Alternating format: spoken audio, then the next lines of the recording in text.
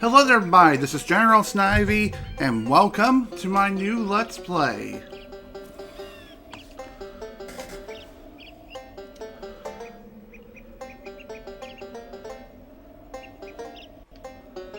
Welcome everyone to Let's Play Banjo Tooie. Woo boy! Banjo Tooie. This game has been kind of highly requested from those who have watched me speedrun the first game in the Banjo Kazooie series, Banjo Kazooie. And though I say no, I'm not going to run the game, I am going to be doing a playthrough of the game. I'll be doing a Let's Play of this game, and of course I will be going for 100%. So, yeah. Banjo Tooie, released in the year 2000 on the original Nintendo 64, and it was later re-released on the Xbox Live Arcade, and I believe the re-release was done in 2009 or something. I can't remember for sure exactly. I mean, I did do a practice run or a practice playthrough of Banjo Tooie recently over the past couple of days, and well, you know, I actually managed to pull off a 100% completion in only like two play sessions. Granted, it was like 2 6-hour plus play sessions alone, but even so, I was originally thinking that this game was going to take a really long time to complete, as the game is very big. There's a lot of things to do, a lot of things to collect, and there's a lot that goes down within this wonderful game. And it's also, from what I'm hearing and seeing, quite a lot of fun to speedrun too. And hello Nate, welcome to the stream. And yeah, we're going to be doing a Let's Play of Banjo Tooie today. And the reason why I chose to play the N64 version of the game as opposed to the Xbox release is due to two reasons. The first reason is that the changes of which the Xbox 360 version of the game received is not as substantial as that of the first game, Banjo Kazooie. The only real major differences between Banjo Kazooie and Tooie, other than the... Wow, cool. I noticed that too. I noticed that you were playing Banjo Tooie for the first time as well. Didn't really stick around for long, sorry about that, but... Just wanted to see how your reaction was. But regardless, back to what I was saying, the first reason why I'm playing the N64 release, other than dang it. Right, the changes of which the 360 version of the game received is that the frame rate for the game is rather infamous in the N64 release, and in the Xbox 360/Xbox One release of Banjo Tooie, it has been stabilized and it runs a lot more smoothly, but that's really the only major difference, and the other major difference is the inability to skip messages once again. As, oddly enough, you can still skip messages in this version of Banjo Tooie on the N64, and I think the combination is L, R, and B, just like with Banjo Kazooie. And that's really about it. The other differences, of course, is the obvious removal of Nintendo references in the 360 release. However, there are still a few bits and pieces of N64 trivia, such as the console itself. The N64 console is still there, albeit it's not branded, but the same shell is still active. And instead of having a box of a couple of N64 games along with the box for Banjo Tooie, it was then replaced with a copy of, I believe, a physical copy of, I can't remember if it was Perfect Dark or the original Banjo Kazooie, along with Banjo Kazooie Nuts and Bolts. There are a couple of other differences as well, and there are more references to Nuts and Bolts in the 360 release versus the N64, as the N64 didn't even put that into perspective yet. They were still planning on doing a Banjo 3E for the Nintendo GameCube, but when Rare was bought out by Microsoft in 2001. Those plans were ultimately scrapped and reworked into Banjo Kazooie Nuts and Bolts. But that's another tale for another day. For now, though, let us begin the adventure of a lifetime, which is Banjo Tooie. And I'll get into the second reason why I chose this version over the 360 version momentarily. First off, read a recap of things that went down in the previous adventure. For those of you who don't watch my speedrun of the game anyway. Regardless, let's begin.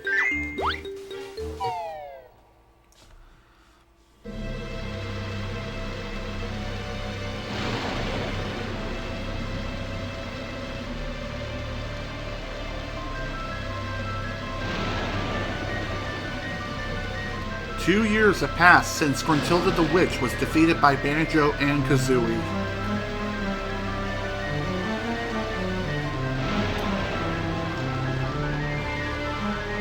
After falling from her tower, she was buried underground where she remains until this very day.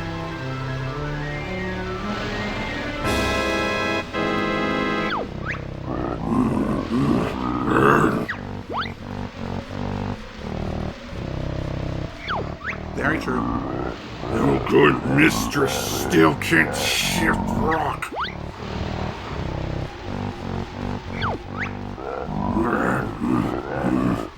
All because of that stupid bear.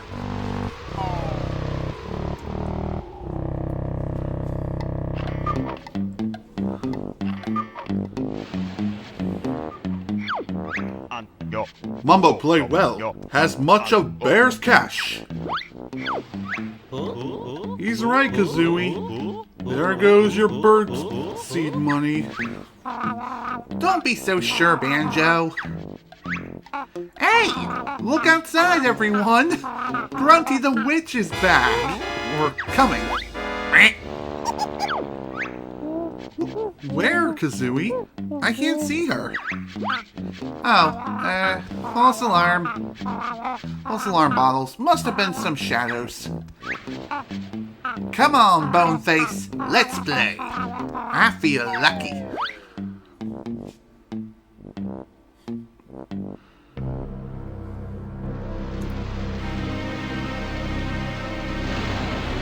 Unannounced to Banjo and Friends' poker night, they will soon be interrupted and their lives will change forever.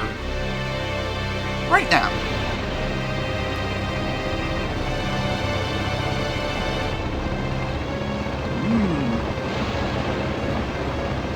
Hello, what the heck is that?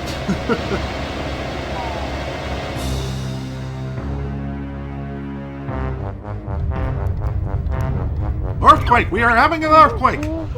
Stop rocking the table! You're making me sick! Mumbo, not rock table! Whole house shakes lots! Also, thank you for the bit, Univin.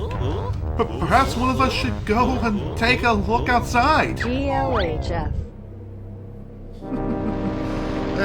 Thanks for the bits, dude. Highly appreciated. Also, welcome to the stream. Glad you can make it.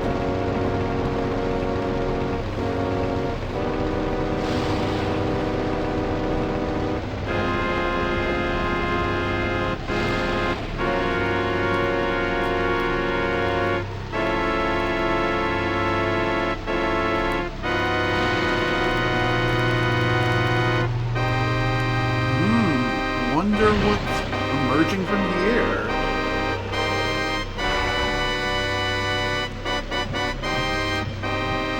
Ooh, what an ugly witch! Hurry, Berta. Our sister is waiting.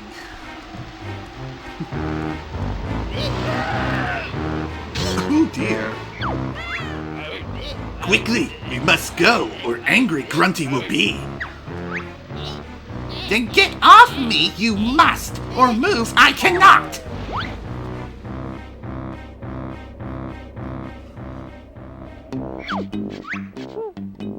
It stopped now. I wonder what it was. Sure was noisy. Let's go take a look, Kazooie.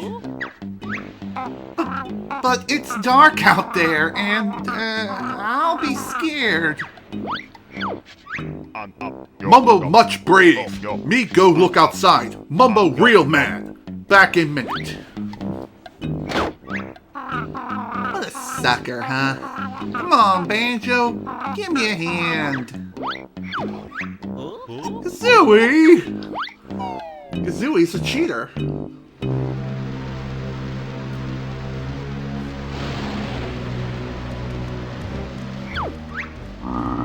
Sorry, mistress. I have failed you. Worry, Grunty mustn't. Get you out, your sisters will. Big rock is, so powers we must combine.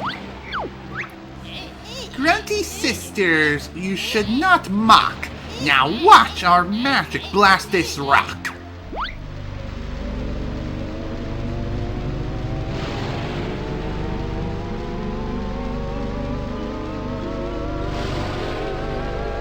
Oh dear. Well, shit has officially hit the fan, folks. Go and rock has, so out you can come. Nice bloomers, by the way. Hello, Grunty. Guys, the Wicked Witch of the West is back. No, no, no, this cannot be. What happened to little old me? Nice Grunty looks. Lost weight, you have. I hate bones. A bony body I need. Can you help with this little deed? Yes, plan to help we have. So back to our castle we must go. Right then, girls. Let's fix me up. Then Banjo's hairy butt I'll whip. Whoop. This not good. Must go tell Banjo.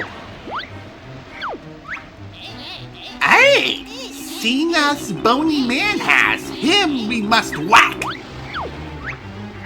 Leave it to me. He's no hassle. I'll kick butt, then off to the castle. Oh man, run Mumbo, run! The Wicked Witch of the West is about to murder your sorry bony ass.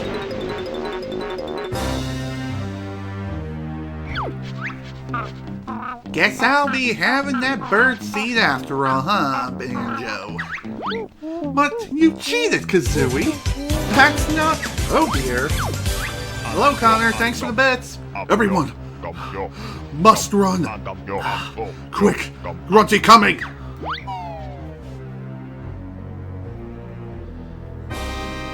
Question is, where can we run to? Revenge is mine, I cannot miss. Let's see that furry fool dodge this.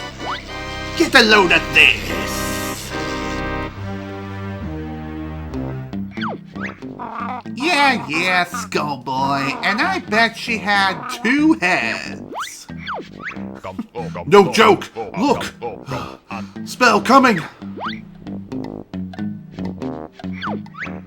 He's right! Quick! Everyone out! Question is, where? I'm not falling for that trick again. I'm staying right here. Ouch! Ouchie, ouch. Thanks for the bits, Connor. Highly appreciated, dude. Hurry, you must! Ready to leave, we are.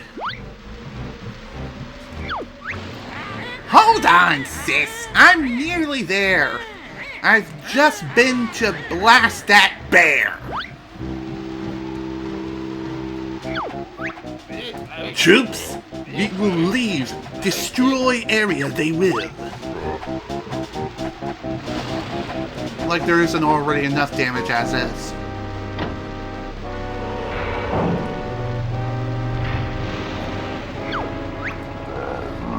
Stop! Wait for me, mistress! Grunty. No, Colungo. You stay here. I'll be back. Have no fear. Oh, I wouldn't say that.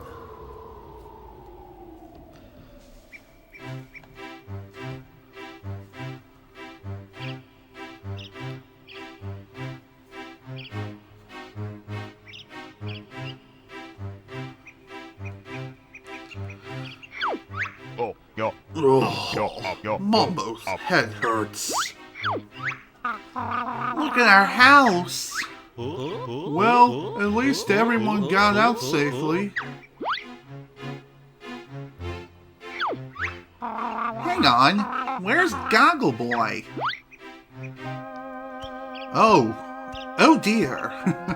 Ain't looking so good.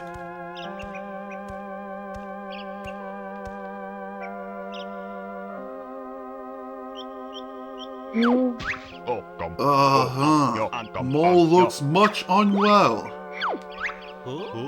It's worse than that. Grunty killed poor Bottles. He wasn't the favorite character in Banjo Kazooie anyway. Thanks for more bits, Univin. Grunty wrecked house and killed Bottles. She must pay! Bear and Bird get after Witch! Mumbo, see you later. Great, I get to peck some more witch butt. Let's go, Banjo. I have a feeling it's not going to be so easy this time. No kidding. And the fun has officially begun, folks. Grunty's revenge truly is something of great magical work. She even killed Bottles for Pete's sake. Anyway, let's see what happened on the inside of the house. Granted, the outside looks kind of trashed, and the inside looks even worse. God, it's like a frickin' fire just broke out in this place. I mean, that makes sense considering the magnitude and power of Grunty's magic and everything. Anyway. Hey! I was the star of Banjo Kazooie. Who's going to help you now? I'm dead! Believe me, there are other people out there who will be more than happy to help us out. Colungo is not one of them. Stupid bear and bird coming! Me wait for them in here.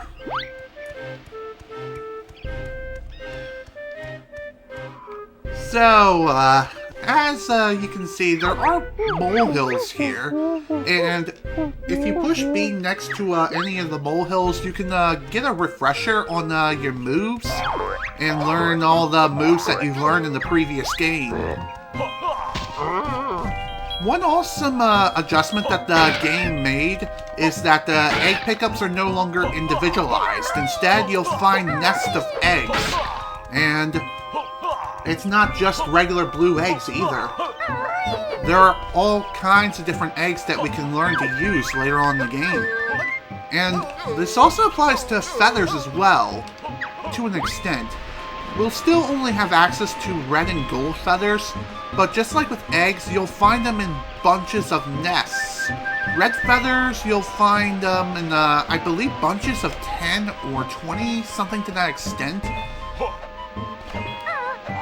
And for gold feathers, every time you pick up a set of gold feathers, you'll pick up 2 of them as opposed to 1. Anywho, let's take a look inside of Grunty's lair before we head anywhere.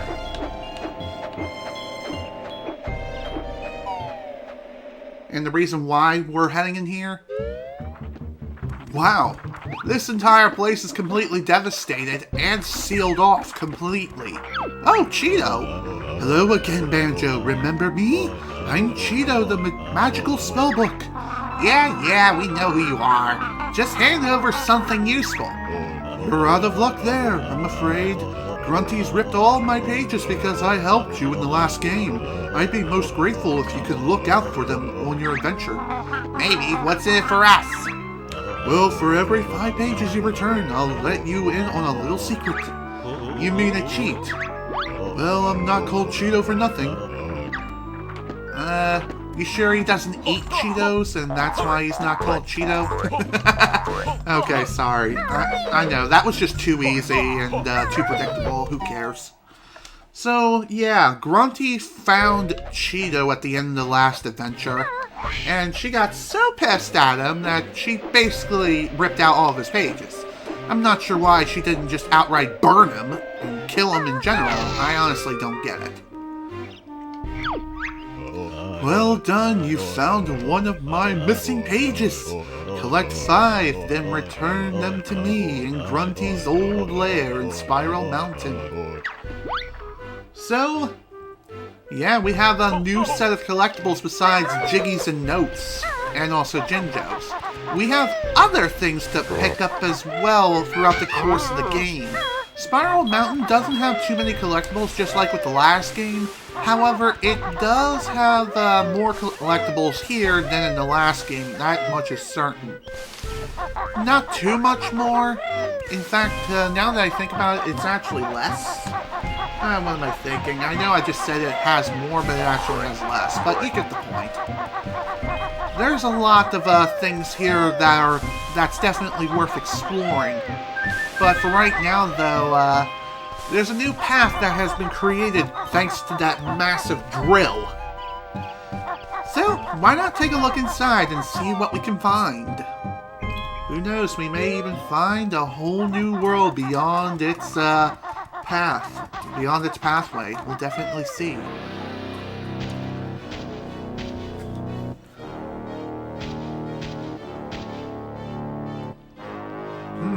Hello, Klungo. Red. Minion with a mission. If it isn't the bear and bird who caused so much trouble to Mistress Grunty. I don't recall anything like that happening. You is stupid. At least we can speak properly. Klungo is mad now. Your game ends here. Ha! Good call. Good call, Nate. Now Klungo squish! Clever Klungo hide behind magic shield. Now she'll bear my special potion. So,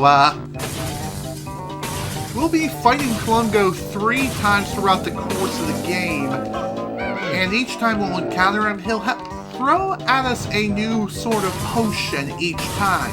There are 3 potions in all, and throughout the playthrough, it is randomized of what order you get them in. The red potion gives Klungo the ability to grow into a giant. There are 2 others. One is blue and one is green. I'll get into those in a minute. Nasty bear and bird hurts. Poor Klungo. You asked for it. Why don't you run off and we'll forget this ever happened? Good idea. But you not seen last of Klungo. Klungo coming, mistress. Please beat failure Klungo with broomstick.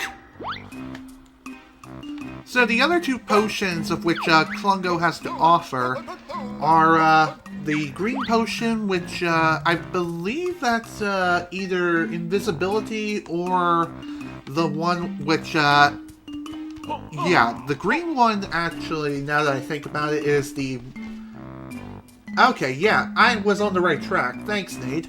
Yeah, green is invisibility, and the blue one is he creates shadow clones. So, essentially the blue potion gives Klungo shadow clone jutsu. Kinda weird, if you ask me. Anyway, beyond the tunnel, we reached the Isle of Hags. The Isle of Hags is the hub area of Banjo Tooie. Here we'll find all kinds of different things going on here, and we also have these things sticking out in the middle of the ground. This is one of my silos! Open up! Some more to create a network of shortcut tunnels.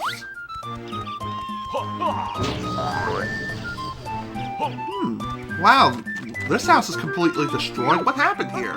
This is an information signpost. Press B when next to one to read it.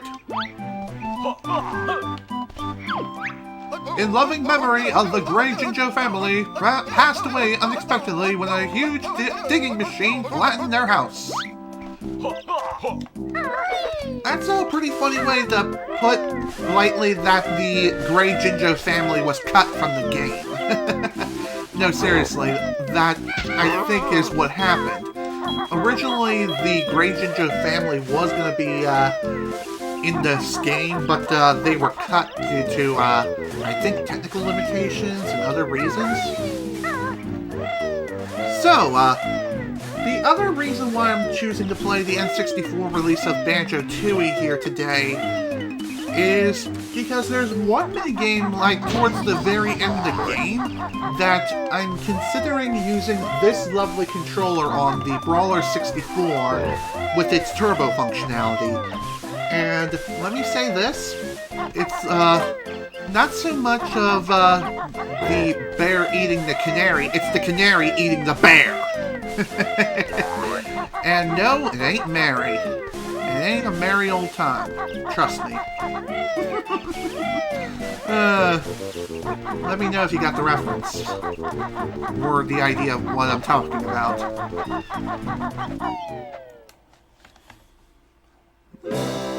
This building looks rather important. Welcome to King Jingling's throne room.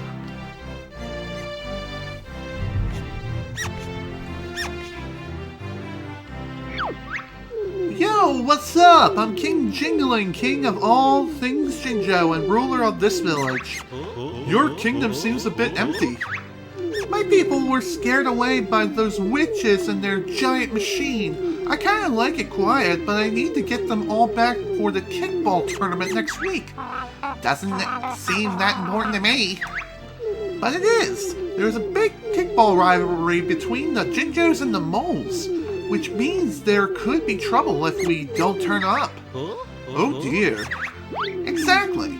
Anyway, here's an incentive for you to rescue my people.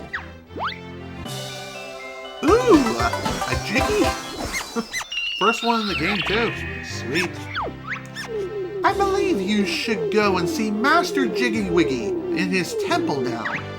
Jiggy who? Jiggy Wiggy. He's the leader of a secret and ancient order dedicated to the mystical powers of the Crystal Jiggy. Ancient order? Crystal Jiggy? You just made that up, didn't you? No, honest, it's all true. He's very important to your adventure, as only the Crystal Jiggy can open the worlds that you must enter. Can you show us the way, King Jingling? It'll be my pleasure. Also, it's jingling. Jerk.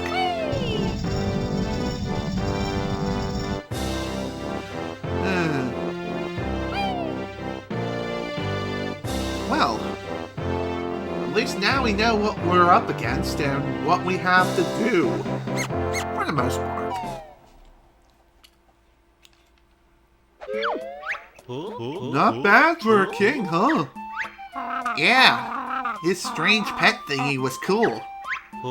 Let's go and find that Jimmy Wiggy then. And don't feel bad, Banjo. I'm bad with names too. Meanwhile, in a land far, far away.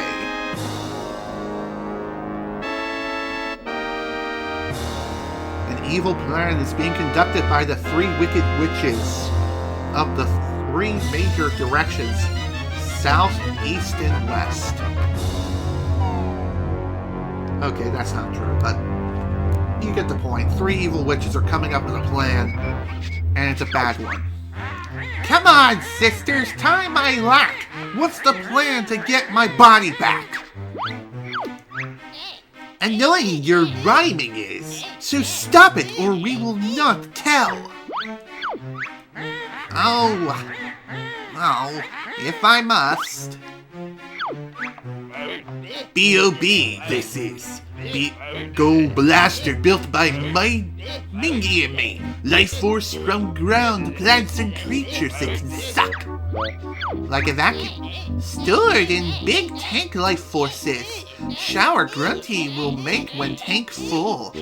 The new body will have. An evil and heartless plan. I like it.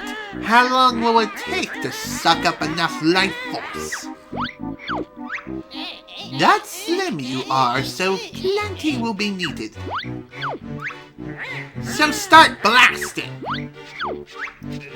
Patient you must be. Target you first must pick.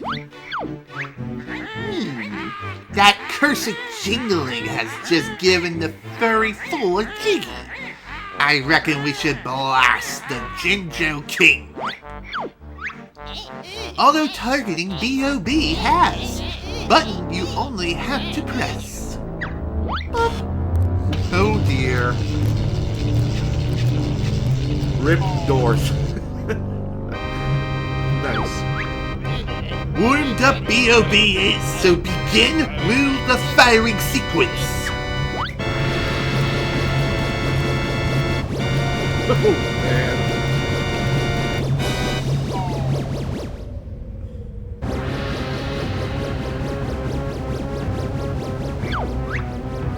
Target B.O.B. has hit. Steal life force he will. Unlucky B.O.B. was. Bear was just missed. Never mind him. What about that traitor jingling? Since when did he work for you anyway? That's the question. Ha ha ha! He's just a zombie now.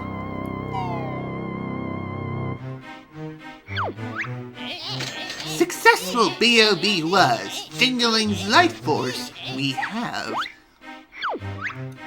Right then, girls. Let's blast the whole island!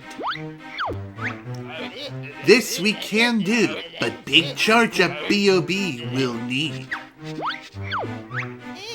Hours it will take, and revenge Bear will seek. I wouldn't worry. Banjo's got no one to help him now that Mole and Jingling are gone. He'll never get to us in time.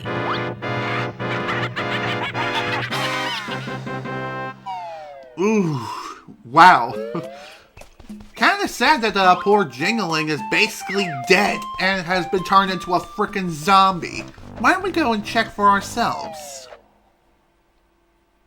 And so this hall is just the zombified throne room.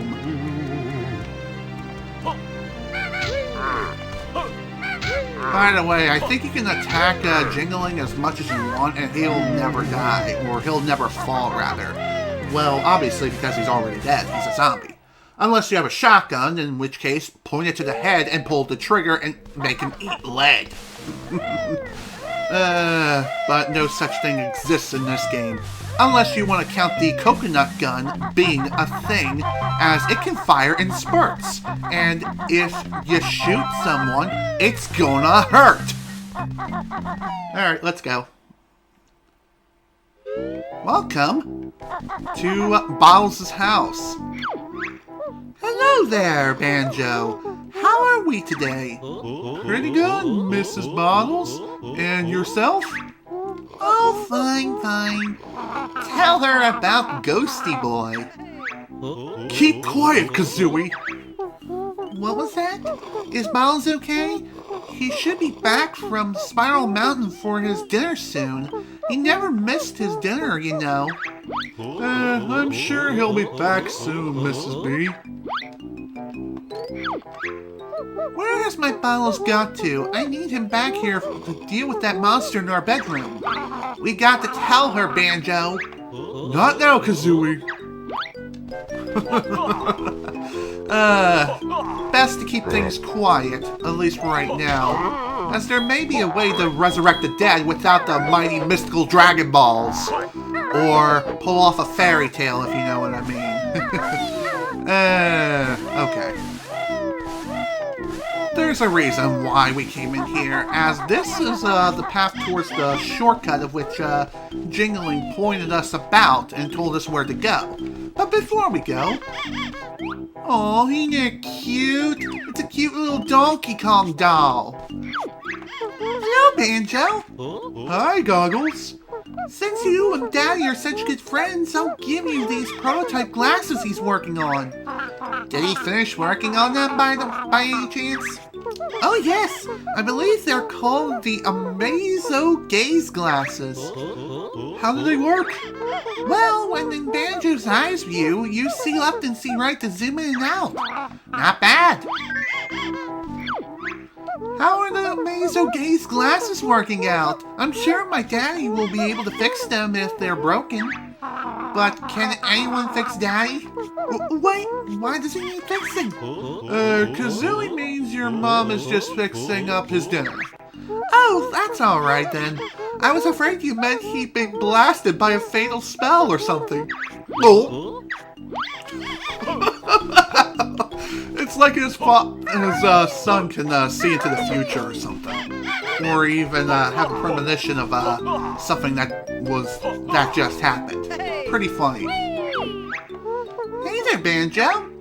Hi, Spacey, I guess. Me and my dad are going to be playing in the kickball tournament next week over at Mayhem Stadium. King Jingling has organized it especially for my dad since he's such a hero. I don't suppose you have any substitutes. Why would we need a substitute? My dad is the best on the team. I'm sure he is. And did you know that tunnel over there is my secret way out of the village?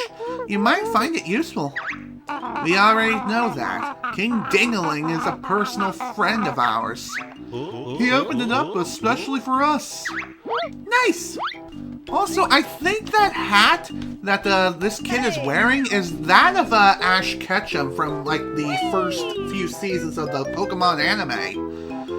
I don't know if that is still a thing in the Xbox Live Arcade version of the game. I could have sworn it still is, but I'm pretty sure that's what it is. It's a reference to the Pokemon anime, which is pretty insane if you think about it. Also, fun fact, in the Xbox Live Arcade version of the game, later on there's gonna be something related to that stuffed gorilla doll. Though it is technically specified as Donkey Kong in this version of the game, in the Xbox Live version of the game, the doll still exists and it still looks exactly like Donkey Kong. However, they changed the name to be just a cuddly gorilla. Hey. Why? Because, well, obviously copyright reasons. Nintendo owns the rights to Donkey Kong and its likeness and everything. I am Jiggy Wiggy and this is my temple. If you want to see me, you'll need to get past my doorman first. Okay. Seems simple enough. Anywho, let's check out this silo over here. With it open, we now have a shortcut back to Jinjo Village if we need to go back there. Which, by the way, we will at some point. And hello, Jinjo number 1. Yippee! You saved me! I'm off for home now.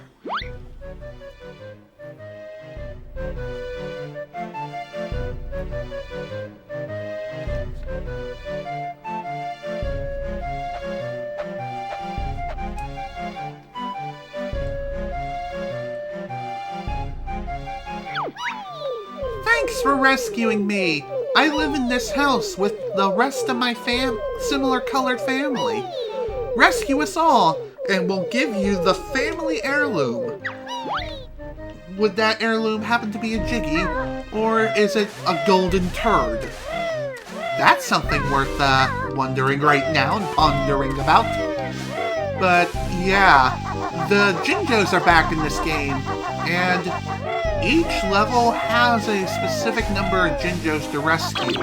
I think there's 3 Jinjos to rescue per level. I'm not 100% sure.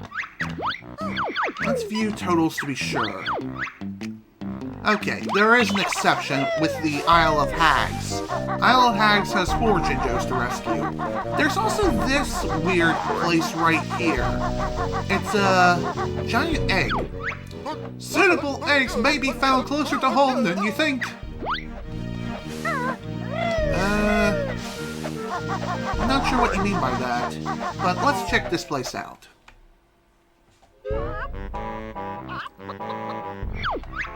Rock! Eggy the hen! Rock! Find special egg! Rock! Got no special eggs yet! Afraid not. Rock! Eggy got one! Rock! But can't reach it! Rock! So you must hatch! Okay. So those special eggs that Heggy is talking about is known as Stop and Swap. Since Stop and Swap was scrapped in the original Banjo Kazooie, that feature was not necessarily brought over to Banjo Tooie to the same extent. Instead, it was all the mystical eggs that were in the original Banjo Kazooie were then brought over to Banjo Tooie. I think most of them were brought over, with a few exceptions, along with the Ice Key. That was also brought over to Banjo Tooie. However, in the Xbox Live Arcade version of the game, if you happen to have both Banjo Kazooie and Banjo Tooie installed onto the same hard drive, or even through Rare Replay and have the same save data and also have all of the Stop and Swap items from Banjo Kazooie, you can bring them here to Heggy the hen, and she'll hatch the eggs for you right here. And also the third nest on the very top, well, it still exists, but this egg is not here. Instead, it's one of the Stop and Swap items. So, that is pretty interesting. And also, this split pad is covered up by this piece of debris. In, again, the Xbox Live version of the game, you don't even need to mess with this, as you have all the items, and Heggy can hatch all the eggs that you happen to have collected from Stop and Swap in Banjo Kazooie.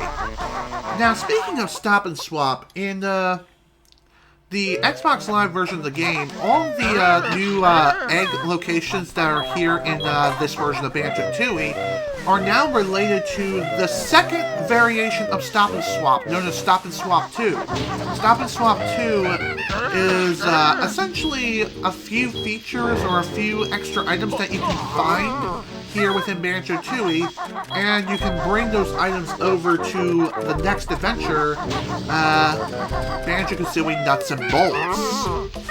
So, you can have a few extra parts at the very start of Banjo Kazooie Nuts and Bolts, which is pretty nice. But, of course, since I am playing the N64 release, no such thing exists here. But I did take the liberation of going around and collecting everything I could for Stop and Swap 2 in the Xbox version of the game beforehand. So when we do eventually play Nuts and Bolts, all those items will be there. Good question. By the way, I'm one of them. I don't think Nuts and Bolts is a bad game on its own. It's just not a Banjo Kazooie game. But again, that kind of tale will be explained when we get to it eventually. Just not right now, though, obviously. I am lowly disciple of Jiggy Wiggy. I work the door of his sacred temple to keep out those who are not worthy. Sounds like fun. Do you think we are worthy? That depends. To prove yourselves worthy to enter, you must collect images in the form of Jiggy Wiggy himself. And what might these images look like? Jigsaw pieces, also known as jiggies. That sounds familiar. Let's see what you have then. It seems you have collected enough jiggies to be allowed inside. Remember, no cameras permitted and only food purchased at McJiggies can be eaten within. I think that's a fun little poke at McDonald's, which is pretty funny because those things are everywhere. Along with Starbucks. Those things are practically around every street corner. No joke. Greetings, O Chosen One. You have entered the sacred temple of Jiggy Wiggy. Approach the golden monolith if you wish to prove yourself worthy. Indeed, I'll be doing that as soon as I get off of this thing, and check this out. I said check it out. When fortune smiles here, you will be written the Jiggy secret. There's also a hidden little alcove back here, too. It's not obvious, especially in the N64 release of the game. But in the Xbox version, I think they make the cape more transparent to make it a little more obvious. And they also increase the illumination light from behind the wall too, so it shines a bit more brightly too, so you can more easily see it behind Jiggy Wiggy himself. Just saying.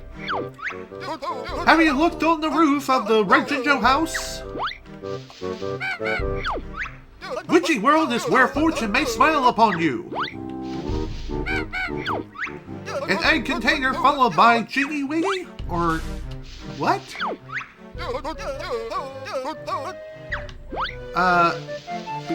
Following Jiggy Wiggy? I have no idea what the word was saying. But anyway, let us approach this podium and take on the Jiggy Wiggy challenge.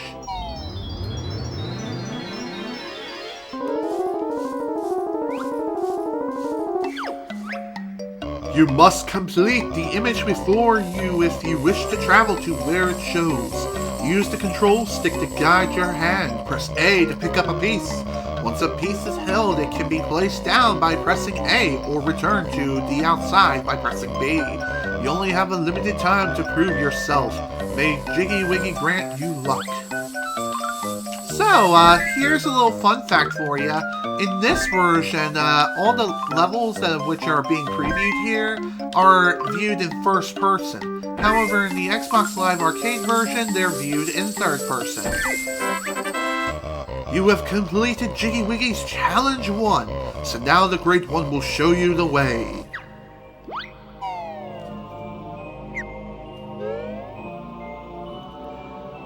This? Watch the lag on the puzzle. This is obviously N64. Behold the power of the mighty Jiggy Wiggy! And God, do I need a drink now.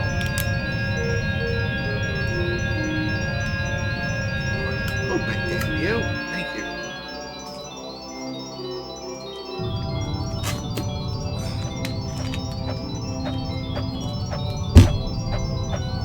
So with the power of the mighty Jiggy Wiggy, we now have access to the first level, which is literally right next door.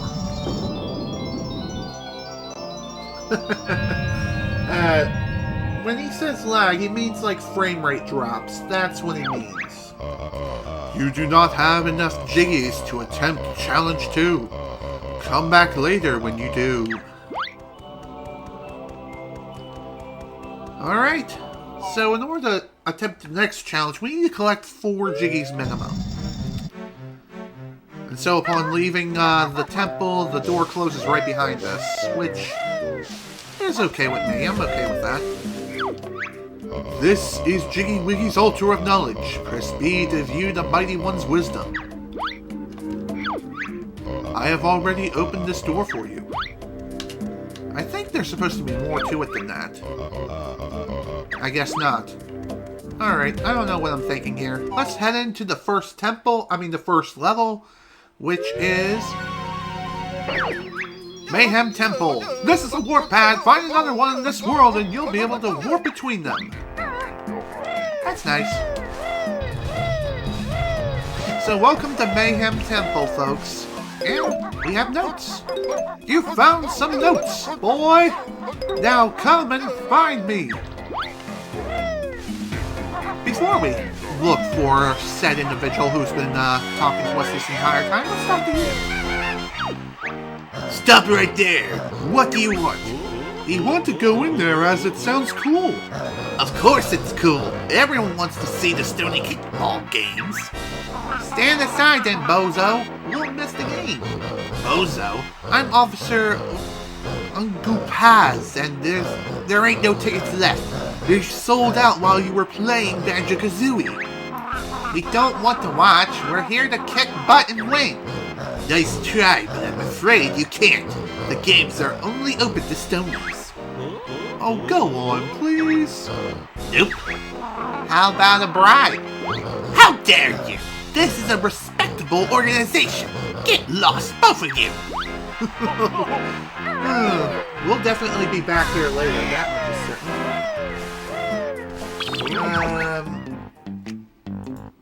Okay. Sorry about that, folks. I noticed a notification popped up on my PC. It was a comment about an older video I posted a long time ago. Also, look at that. Hey, get your sorry hide over here and press B. No duh, Sherlock. Drill Sergeant Jam Jars reporting for duty, sir. Banjo, get a load of this bozo. He looks like Bottles in uniform. Of course I look like Bottles, you punk. He's my brother. How's the geek keeping anyhow? Not too good. Recently deceased at the hands of Grunty the Witch. Sorry to hear that, Fleaball. Did he go out fighting? Playing cards, actually. Typical. So you'll be wanting to learn some moves of my special moves to get even with the witch, huh? Not really. Bottles taught us loads in the last game. Ha! He only knows novice moves. You'll get nowhere without my advanced techniques. Sounds good to us, Jam Jars. Why not teach us a few now? Not that easy, punk. You've got to prove your sorry selves first by collecting me a few notes. Come back if you find enough. Hey, wait a minute. I see you've got enough notes for my first lesson. Listen and learn, you punks. What you need is aiming sight. Hit the target, then you might. First person view by pressing C up, then Z to fire with accuracy. That'll be all. Dismissed! So, we'll be finding all kinds of silos laying all around the different worlds, and after collecting enough notes, Jam Jars will teach us a new move. You found another warp pad. Move on to it. Press B to warp it. Any warp pad you have activated in this world. So yeah, warp pads, how they work are very self-explanatory, and Jam Jars basically explained it perfectly. You just approach the warp pad, you stand on it, push B, and warp to any other warp pad that you previously activated. Oh, hello, you look kinda sad. Look at the state of my poor Bovia field. This plague of filthy flies is scuffling my crops. Oh dear, how can we help? Get rid of the pesky flies, of course. Say your prayers, flies. Cute. Anyway, time to make use of that new move that Jam Jars gave us. If I can learn to aim.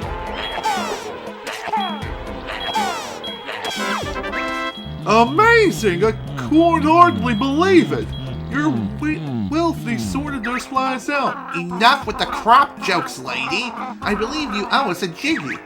Oh, I guess I do. Not only do we have a jiggy, we also have a new sort of collectible right here. If it didn't vanish right away, which sucked.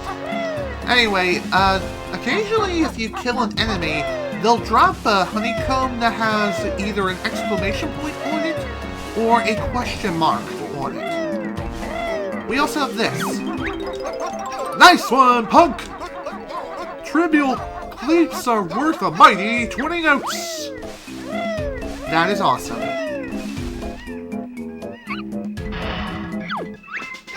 Here's a move that loads of fun. Now use Kazooie as a handheld gun.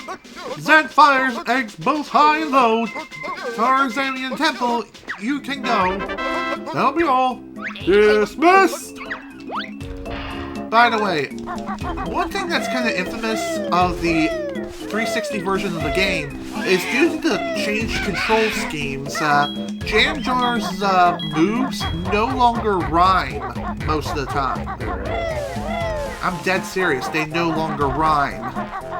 And the reason why they don't rhyme is, again, due to the controls.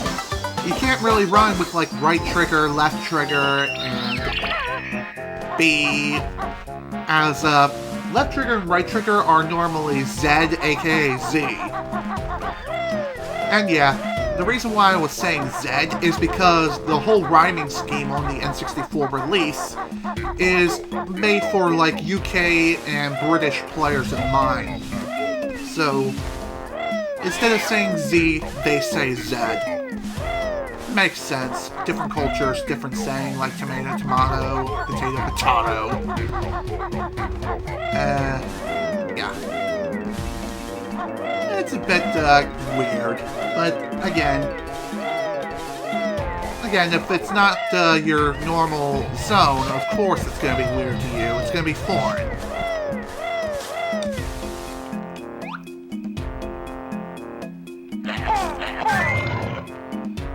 Anyway, the aiming controls for egg shooting really isn't that bad, albeit it is very sensitive, and it has a tendency to return to center when you least want it to.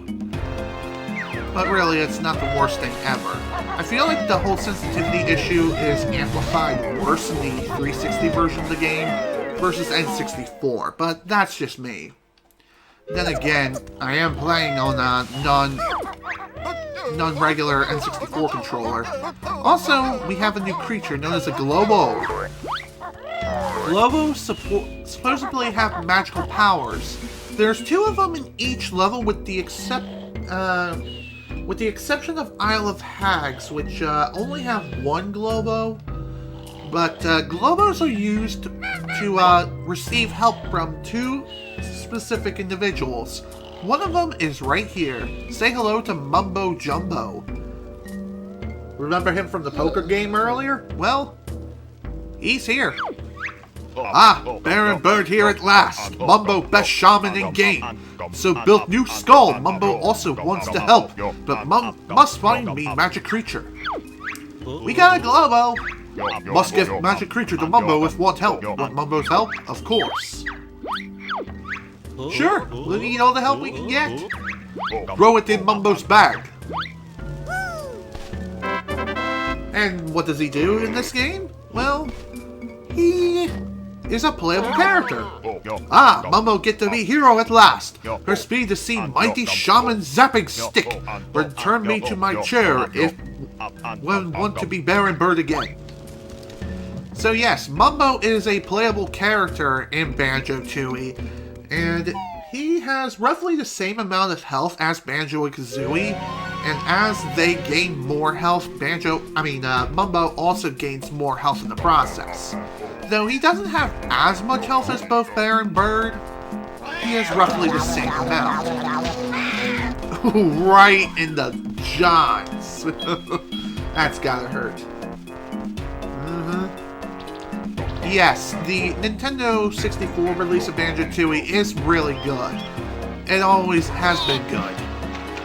The same also holds true to the 360 release as well, but like I said, it's not ideal for speedrunning by any means. I think most of the glitches, if not a good chunk of them, have been patched out in the 360 release, though I could be wrong. Hope this works. Summon Golden Goliath.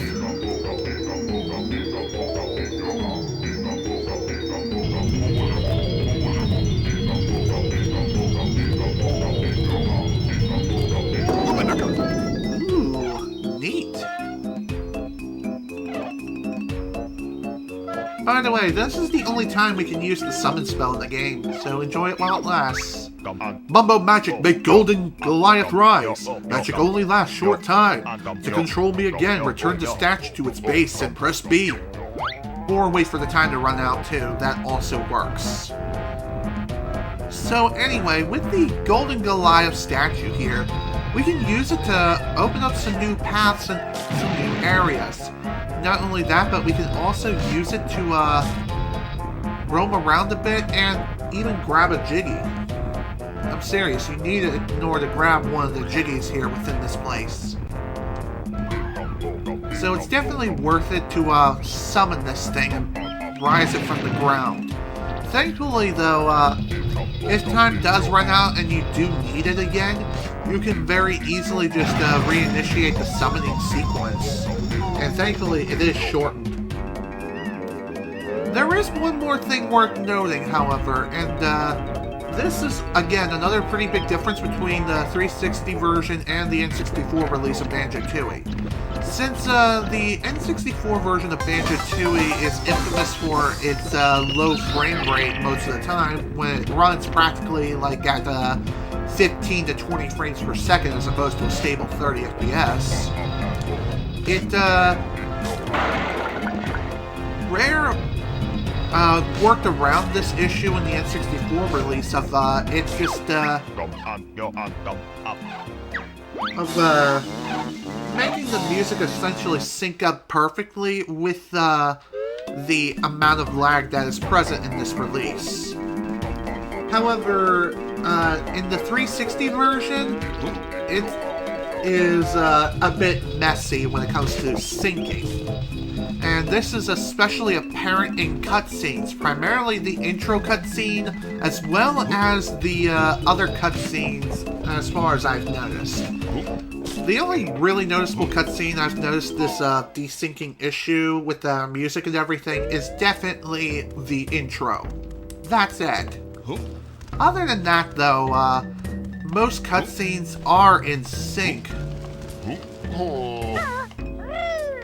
Though the reason why the intro is not in sync, again, is due to the smoother frame rate. It doesn't run at like 15 or 10 frames per second, or even 5 frames per second during the cutscene whatsoever.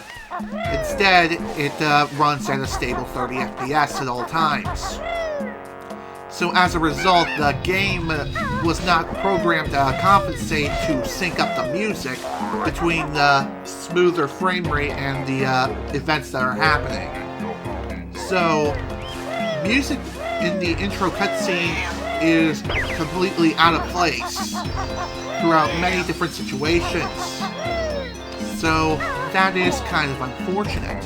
But again, it is the way it is.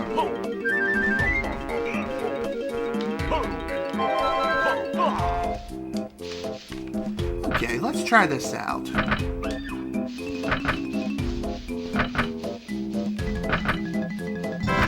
Ha! Nice!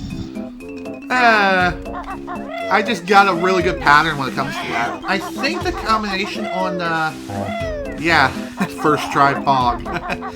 I think the pattern of the combination of those switches changed from playthrough to playthrough. Just like with the Grunty questions during Furnace Fun. So the combination, I think, has 3 patterns.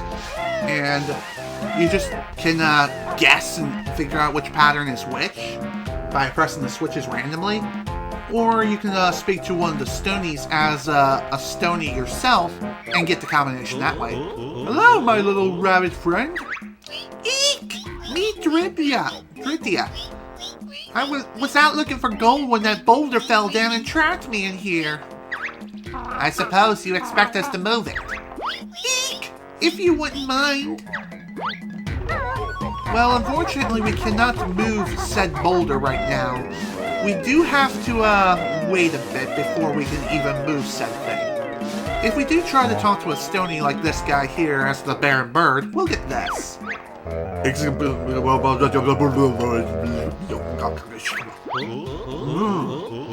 don't think we speak that language. Sounds like Japanese. I'm kidding. But yeah, that language can only be translated into English by means of transforming yourself into a Stony, which we will be able to do so relatively soon. But before we head off to the next door, quite literally, we're gonna go for a flight over here.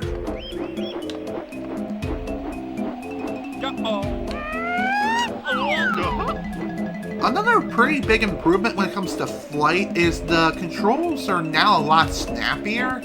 but you can still hold the R button to turn more sharply if you need to, relatively easily. Another very big improvement is the Beak Bomb ability. Instead of charging a single time, you can essentially hold the B button during flight to do a continuous Beak Bomb. However, your feathers will drain every couple of seconds during the Beak Bomb, so be sure to use the Beak Bomb wisely. Though it is useful for getting around the map extremely quickly though, so that's awesome. Listen up to what you're told on the ledges you can now hold. Move along the greatest of these. Press B to attack what you please. That'll be all. Dismissed. Also, B was changed to X in the 360 version of the game, so again, no rhyme anymore. I also appear to have gotten the worst pattern possible when it comes to the Jinjos. Because there's actually a way, believe it or not, to manipulate the Jinjos and the placement. And by placement, I mean the colored Jinjos that you can find throughout your adventure.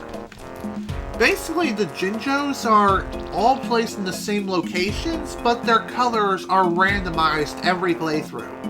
So, say for example, you're trying to hunt a specific color Jinjo. Well, you know the location, and upon reaching that location, you may not find that particular colored Jinjo that you're looking for. Instead, you may find one of the larger family Jinjos, such as the Black Jinjo, and yeah, that can really throw a wrench into things when it comes to reassembling everyone's families within early game. It's really apparent for mainly any percent, as well as the 100% category of Banjo Tooie when it comes to speedrunning the game. And I think it also applies to any percent no DCW, which I'll get into that later. Right now, let's head inside this place. This looks kind of mystical. Interesting. Big heap welcome to Little Bear and Bird. I'm Banjo, and this, my feathered friend, is Kazooie. Me Humba Wumba, best magic person on the island. We heard that Mumbo was the best. Not true. Mumbo amateur, Wumba best. You bring Globo magic creatures here. You have Globo. Want to give the Humba? Yes, please. Sure, I'll just throw it in. Magic ready. Jump in, Wumba pool. We'll be doing that later. The reason why we're doing that later is there are some other things that need to be taken care of first. There's one more thing that we can do here as the Bear and Bird, at least as of right now. Another kind of annoying thing is they kind of changed how Talon Trot works in this game. Even when you're sliding in Talon Trot, you can't just mash A all the time. Also, I'm going to try something a bit crazy. Whee! Awesome, it worked! That was not the intended way to grab that Jiggy, by the way. You're supposed to sneak oh so slowly on this gravel here. However, if you are walking at normal speed or you're moving too quickly, you'll wake up Mr. Sneaky Snake here, and he'll just eat the Jiggy. So in order to get him to spit it out, you just have to jump back down here, and he'll spit it out, and you just have to go again. God Gamer. I wish. Okay. Before we move on, let's actually go over here and grab this. This is another of the Cheeto page, which is sweet.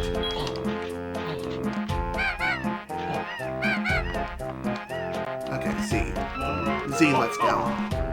Ow! Well, that stunk. One cool thing about Banjo Tooie is you no longer have to worry about a live system. So anytime that you end up dying, you'll just return back to the start of the level upon dying, and you can retry as many times as you like. So that's pretty awesome. There is another set spawn location that you can manipulate later on when we get another move later on in the game. But right now, though, we're kind of limited to what we can do. As we progress through the game, we'll get access to more and more of Jam Jar's moves, and we'll be able to collect everything in every level. Speaking of which, in every level, there are a certain number of collectibles that you can find in each. In each level, you'll find 10 Jiggies, 100 notes, I believe 5 Jinjos per level, minus Isle of Hags, which only has 4. You can find Jam Jars in most levels as well. Each of them have a varying number of moves, ranging from, I think, from 1 to 4. In Isle of Hags, there are 4 moves that you can learn, while in other levels, I think there's basically anywhere from 1 to 3. There might be more, and I'm just misremembering, but regardless. You'll also be able to find 3 honeycomb pieces and 3 Cheeto pages per level as well. So, be sure to keep track of everything here, because there's a lot that you have to collect throughout the course of the game. Alright, let's check this thing out. Mama called this Stony. Use control stick to move and press B for big heat barge attack. Jump back in Wumba Pool when you want to be Bear and Bird again. That is pretty sweet. One major improvement when it comes to this game is that most transformations can attack and defend themselves this time. Unlike the last game in which Mumbo's transformations don't allow you to defend yourself in any way, which is really lame. The only transformation that allows you to do that was the crocodile transformation in Bubble Bloop's Swamp. No other transformation allows you to defend yourself in any way, which stinks. But most transformations in this game, I think with the exception of one, allows you to defend yourself, which is awesome. So then, remember before when we couldn't access this particular part here? Well, now that we're Stony, we can actually enter. I'm Banjo the Stony. Can I come in and play? I don't know. That backpack looks kind of familiar. Are you saying we're a Bear and Bird in elaborate disguise? Trying to cheat our way in? Yep, it's pretty obvious. But they're a bit short on players, so you might as well go in anyway. Funny how he's self-aware and was able to figure us out practically right away. He's practically a genius. Though he still let us in anyway because potatoes. No, it's because they were short on players. Or more or less short on one. Welcome to the Mayhem Amateur Kickball Championship. You may enter the quarterfinals, but I'd advise you to take a little training downstairs first. So, the kickball tournament. This is what we're going to be doing next. So, as far as what the training room is all about, you can actually head down here to practice the rounds. This is the training area. You may consult any of the washed-up player coaches for advice. Let's see what you have to say. Use the control stick to move, Z to kick the ball, and B to barge. Kick the balls into your goal to score 2 points. Does that help? I'm sure we'll find out. I reckon you should score lots of points. I think we could have worked that one out for ourselves. Here's my advice, Sonny. Try to come in first. Wowee, we never would have thought of that. B2 barge. Yep. Okay. With that in mind, let's head on up to the quarterfinals of this amateur kickball tournament. Let's see what we can do. Well, this is definitely not the traditional kickball that I remember back in school. Hey, Rock, who's this ugly new guy? May the best Stony win. Okay, so the amateur tournaments and everything, how these work is yellow balls will just randomly spawn in throughout the course of the arena, and you have to run to these balls and kick them into your goal throughout the course of the match. The other Stonies can steal the ball from you, and the balls, oddly enough, are incredibly fragile. Like, some of the most fragile things I've ever seen. They literally explode if they hit a wall. It's kind of like that one minigame in Kingdom Hearts Chain of Memories, or Rechain Memories, rather, that also has this sort of problem. Don't want to talk about it because, yeah, it was just bad.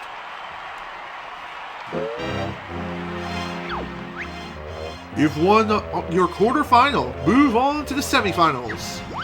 Thankfully, if you do end up losing the tournament, you can replay any rounds that you see fit. So that's pretty nice. You don't have to restart the entire circuit.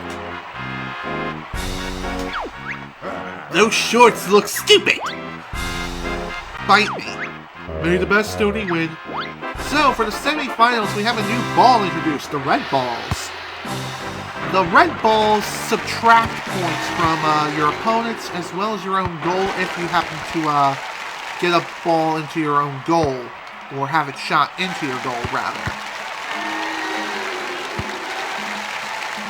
So, red balls can be strategically used to lower your opponent's score if they happen to get too many points on you. So that's pretty nice.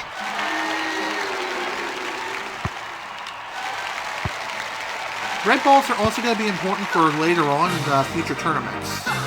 So that's something worth mentioning. Nice. Another massive blowout. It's not a shutout, it's a blowout. You've won your semifinal!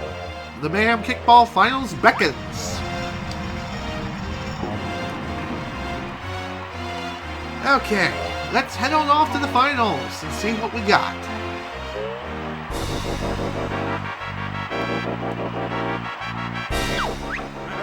You've no chance of becoming champion. Oh, bite me.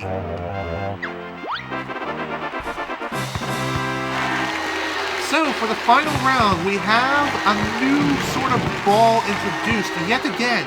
This time, we have bombs. Bombs are not really anything too special, as in, they don't add or subtract any points to your totals whatsoever. Instead, what they do is temporarily stun you or your opponents on striking them, which is pretty insane. You're stunned for about 3 seconds, which is something worth mentioning.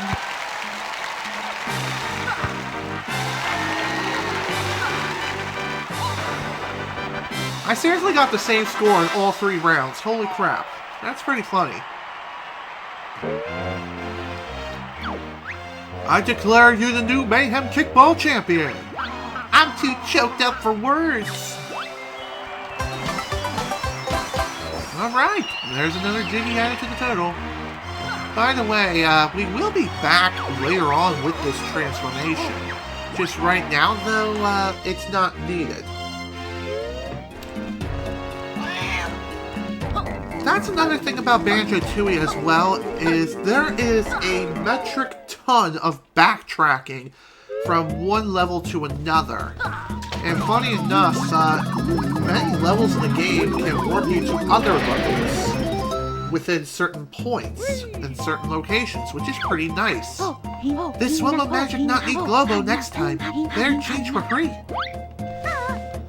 So as I was saying, there are certain parts of certain levels that allow you to transport and teleport yourself to another level, which is awesome. Okay.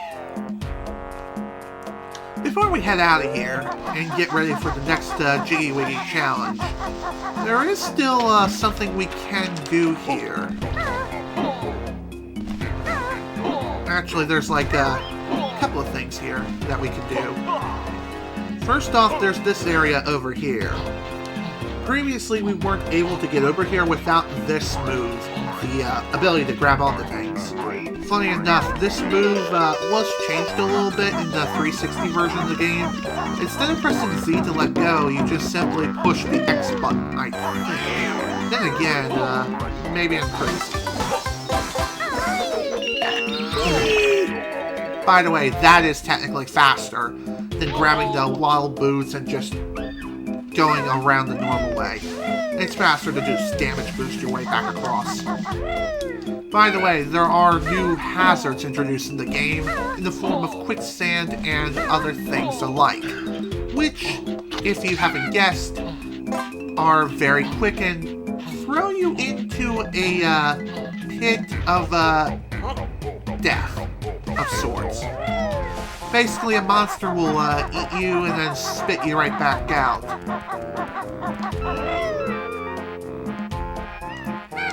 There's also this. Technically speaking, we're not supposed to be able to do this right now until much later. However, there is a way to sequence break this.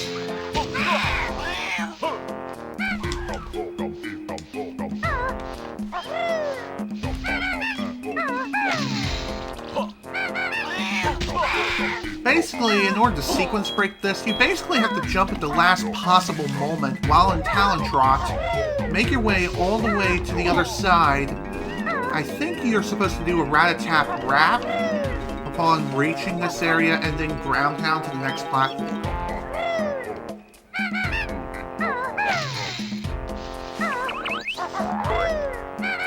Regardless, it is a relatively difficult thing to do.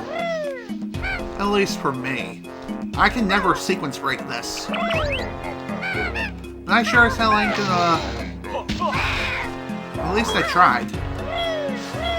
By the way, we'll be back here later.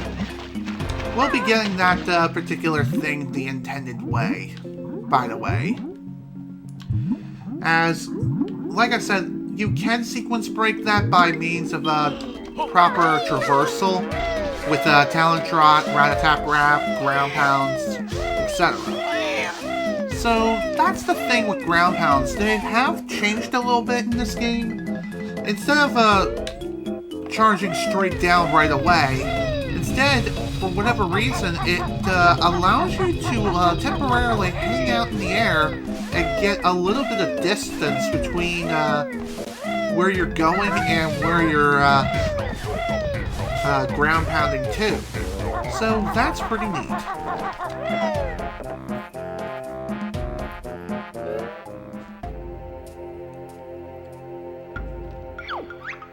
What's up with you? It's terrible. I can't find Tarzan's favorite priceless relic thingy. I think it may have been stolen. Tough luck. We don't care. Help Chief Boltzin find it, and I'll reward you with a jiggy. A jiggy? Well, in that case... Great! I'll open the other door for you, but please hurry! Also, that face. Nice.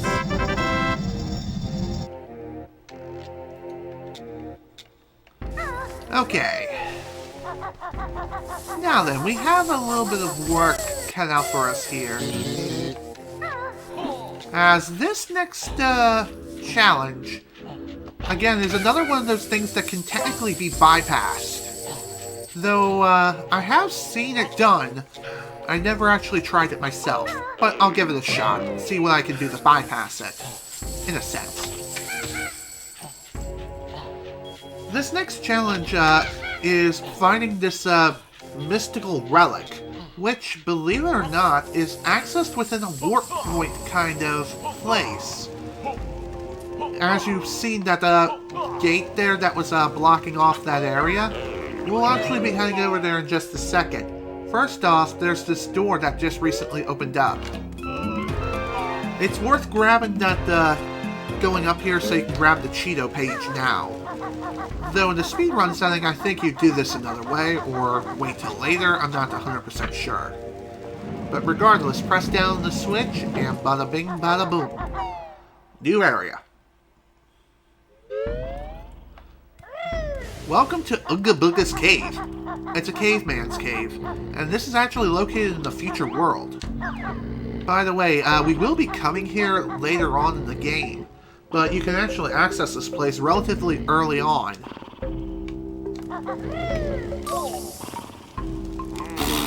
Dang it. Huh? Get out of Uga's cave. So this is another one of those sneaking challenges, which again can be bypassed if you're clever enough with your platforming skills. So basically you're technically supposed to supposed to sneak across here, but you can also just honestly fail miserably.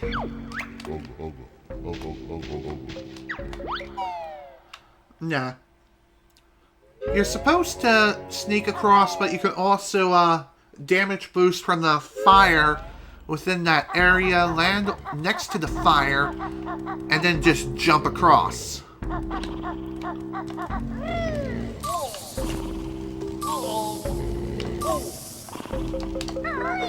That works. By the way, once you have the statue above your head, it's best just to head out this way. That way, you don't risk waking up Mr. Uga again. Otherwise, he'll get uber pissed. And that wouldn't be fun now, would it? Not at all. In fact, I think he'll just steal this right back from you, so... yeah, that would be kind of lame. Okay.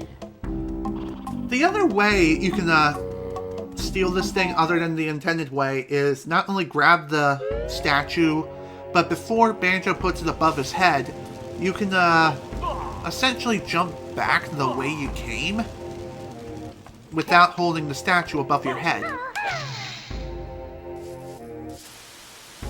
And here's your thing. You found Tarzan's priceless relic thing. The caveman stole it. Why, those thieving little... Careful, this is a family game. Oh yes, so it is. Why don't I just give you a jiggy? That makes sense to me. Cheers, Zero. That's not possible. Hey! Trouble gone! Me in much trouble! Big beatings!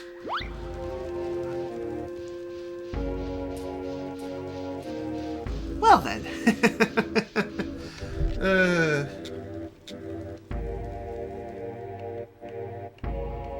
Well, now that that's done, let's grab the Jiggy that just spawned over here, and then be on our merry way.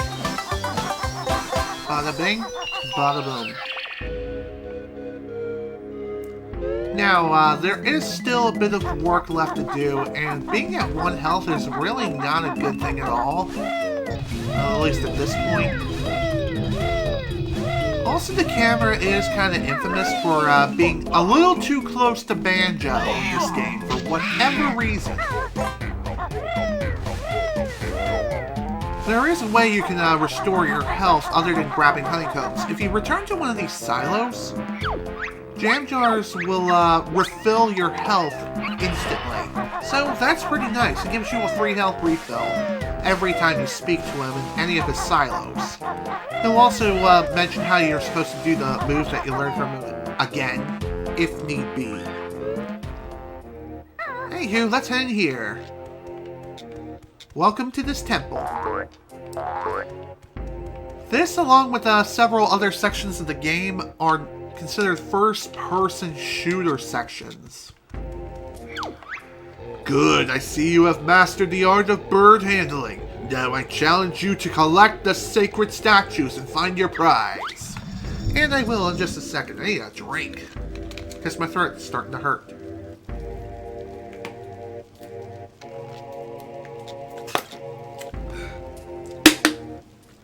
So, these first-person shooter sections, in the N64 release, the controls are really simple. Just move and Banjo Kazooie will turn, obviously. However, you can strafe with the C left and C right buttons and enter a more precise aiming mode by pushing and holding the R button. However, you are forced to stop in place, and you can technically lean and dodge shots or bullets or whatever by pushing and holding C left or C right respectively. You can also use the C up or C down to readjust your aim. Push and hold C down to adjust your aim upwards. And C up, readjust your aim for the lower direction. Like, hold C up to aim downwards. Honestly, that control scheme kind of stinks, in a way. But they did, oddly enough, improve on the first-person controls in the 360 release, where the movement is basically being able to move and strafe left and right while you turn with the right analog stick, and also aim with the right analog stick as well, just like any other first-person shooter on the planet, with the exception, obviously, being like N64 era first-person shooter games and Doom. Just saying. Right now, there's not a whole lot we can do as far as defending ourselves is concerned, but we can shoot blue eggs, or just eggs in general, by pushing the Z button to fire. You can also hold the Z button to fire your eggs in like a semi-auto kind of fashion. And by semi-auto, I mean like obviously holding the fire button down, and you get like essentially full auto.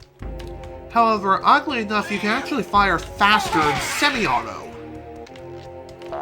If you just rapidly push the Z button repeatedly, you can fire faster than you can full auto. At least when it comes to the blue eggs.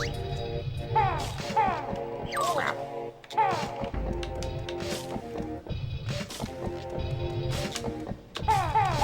Shoot! First-person shooter instincts are kicking in.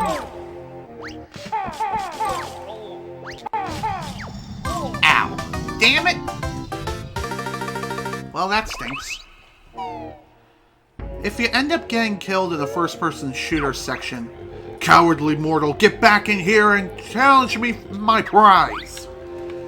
Anyway, back to what I was saying. If you end up getting killed in the first-person shooter section, you'll essentially get kicked out, and you'd have to redo that again. Though, I think if you happen to have collectibles in your possession, such as these statues that I was collecting before, you won't lose them, thankfully. However, later on, we'll have to do a bit of a time pressure sensitive challenge. 2 of them to be exact, throughout the course of the game. And both times the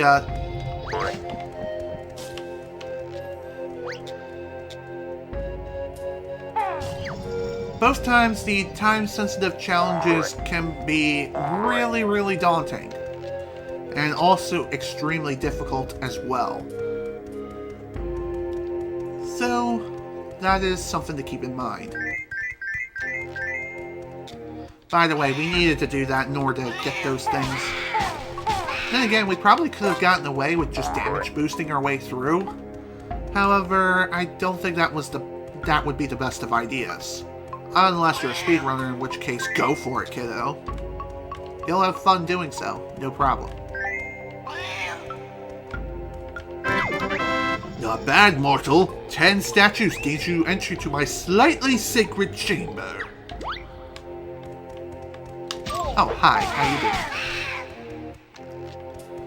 Another pretty annoying thing in this game is enemies respawn, unlike the first Banjo Kazooie, in which they don't. In this game, they do. And if you happen to kill an enemy who happens to have respawned previously, they don't drop any additional health. So that is kind of lame. And I think they also have a tendency to not drop health at all in the 360 version as well, which is kind of annoying. And I think it's a glitch, I'm not sure. By the way, if you see these slight indentations within the doors, you can actually walk up to these indentations and push the A button to examine it. Again, much like in Doom. Much like in Doom, you just push a certain button and you find a secret. Like a secret door. Or something to that extent. Or even a secret area. And in this game, secrets are practically everywhere. Although, they thankfully are pretty obvious of what these secrets are, where they're located, and how well they stick out like sore thumbs.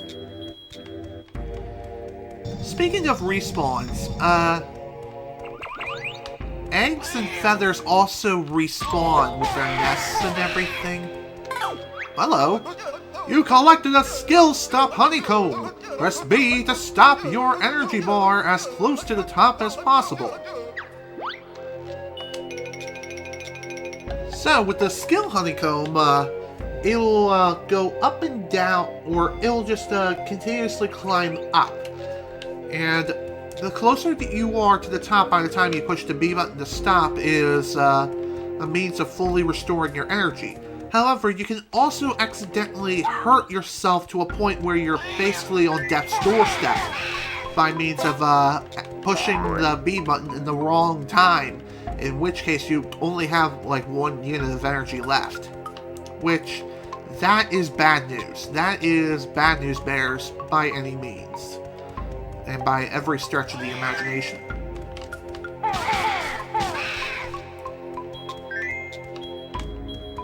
Okay, let's check this out. This is the slightly sacred chamber, and here we'll find another Jiggy. And that's really about it. Plus a couple of honeycombs if you happen to have lost health in the process, which that really shouldn't be that big of a deal. This place really isn't that bad, and it's not very big either. And done. Most impressive, mortal. 20 statues grant you access to my really sacred chamber. That's awesome. So we're done with the statue collecting. Now it's time to head into the really sacred chamber. Whatever could it hold? I'm gonna guess another Jiggy and maybe something else to boot.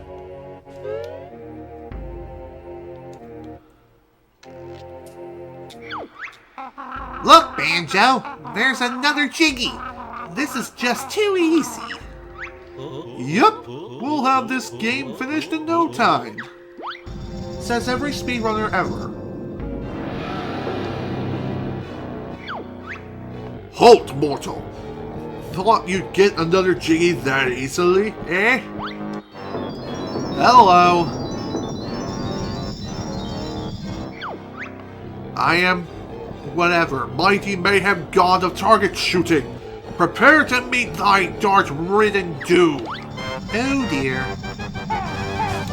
Well, this is gonna be a fun time.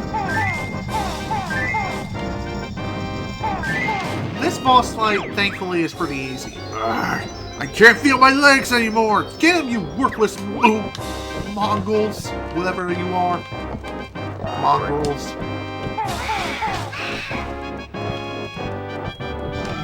So this fight really is nothing that difficult at all.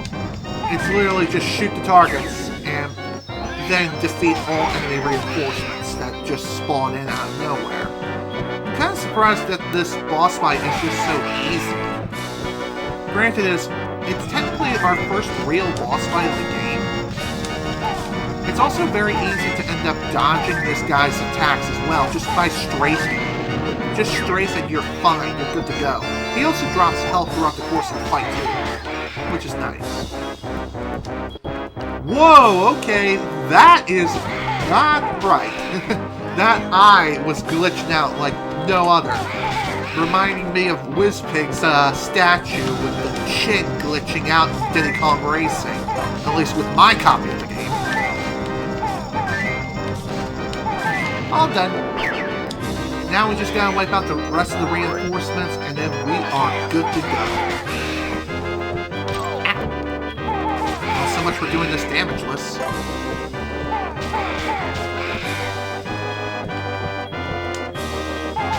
All done.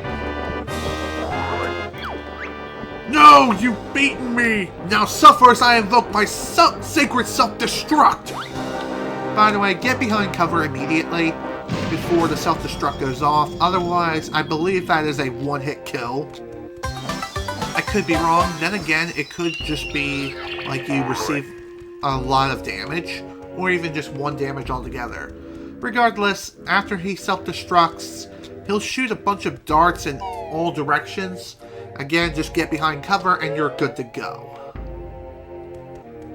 Thankfully, the cover cannot be destroyed by the darts or anything like that. So, that is pretty sweet. Alrighty, folks. Well, with that, we're basically done with this level for right now.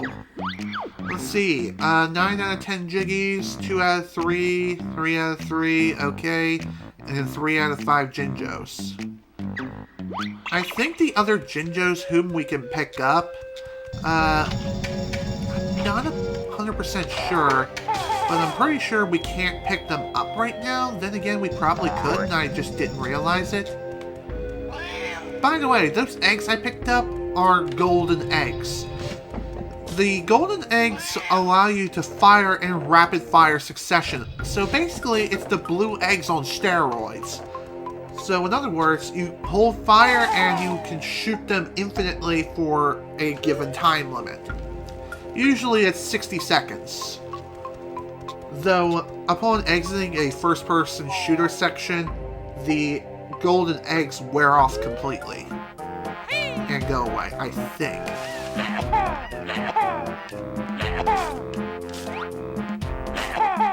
Okay, I guess not. You can actually bring them out at any time. Though, granted, you won't really be able to do much with them outside of their intended play space. Plus,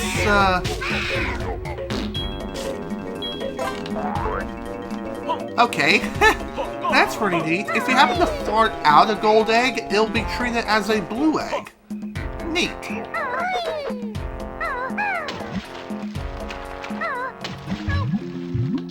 Okay, there's a Jinjo we can most definitely grab.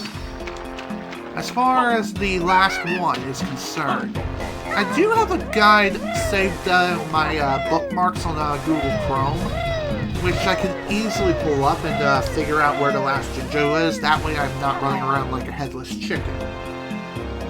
Though I do have a general idea of where all the Jinjos are, for the most part, with maybe a few exceptions here and there.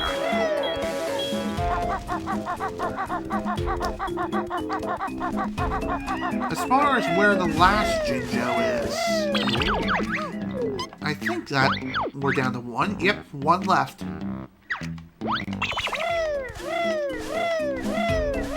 One Jinjo left, and there's also one Jiggy left to collect as well. As far as where that last Jiggy is, that last Jiggy is one we can't get right now. Not until later. Not until we can get a certain move that allows us to grab it. This is where you activate my cheats. Stand on this podium if you want to know how. No thanks. There's no need to worry about that right now. Not until we can get our hands on some cheats ourselves. Which, thankfully, it's not that difficult to get your hands on some really nice cheats. Throughout the course of your adventure, we will get access to 5 cheats in all. By the way, there are also some other cheats that you can find that are on the internet. And those cheats can also be entered here in Banjo Tooie. So, that is one thing worth mentioning. There's definitely more than 5 cheats that you can enter, but there's technically just 5 in all. Okay, no, there's 6. 6 that you can learn over the course of your adventure. Okay, there's the last Jinjo.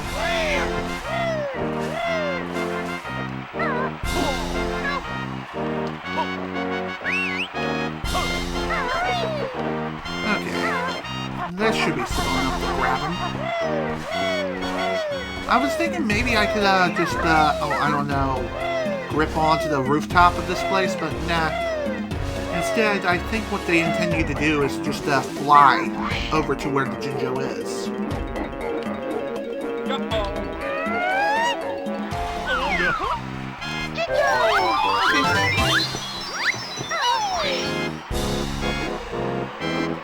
Alright, as far as where the last... Oh, right. Like I said, we can't get that one right now. We also can't get this either. Not yet. Really wish I could stick my neck out and just grab it right now, but nah. The honeycomb is too far back to be able to do that. You can't exploit the game like that, as far as I'm aware. Oh, I can get that with Stony? Oh, in that case then, I can just grab it right now then. I was thinking that we'd have to wait until much later on in order to grab it, but no, I guess not. Alrighty then, well, thanks for letting me know. Basically, what I was getting at is that there are two ways to get that honeycomb.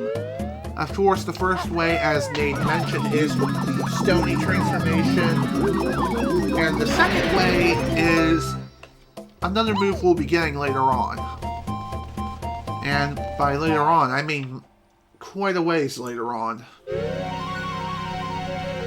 But like I said, we can just obviously grab this now.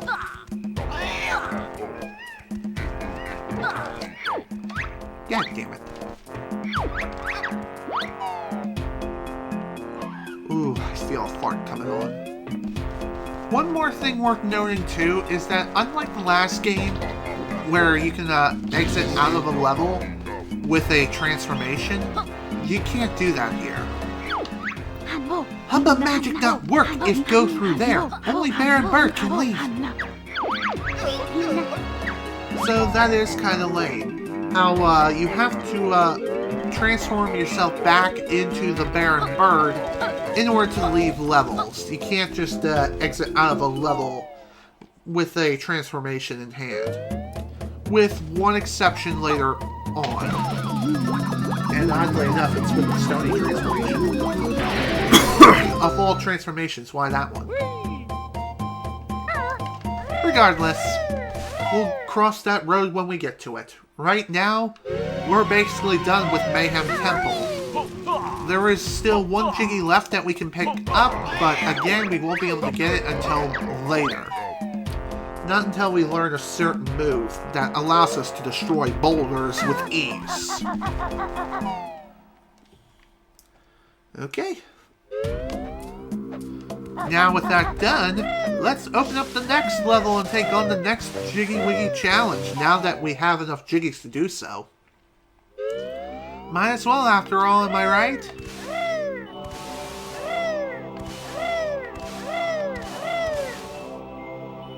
Alright, time to take on the next challenge.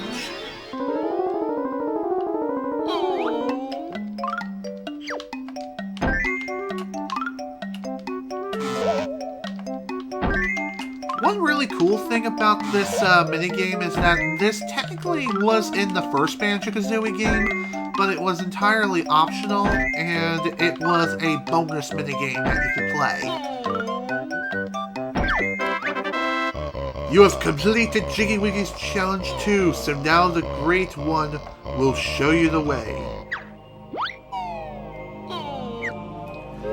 Another thing that's kind of annoying between the 360 version and the N64 version of doing these challenges is that with the 360 version, it's a lot more sensitive for some reason. The movement controls and everything is a lot more sensitive than the N64 version. Also, I'm going to see if I can lower this glare.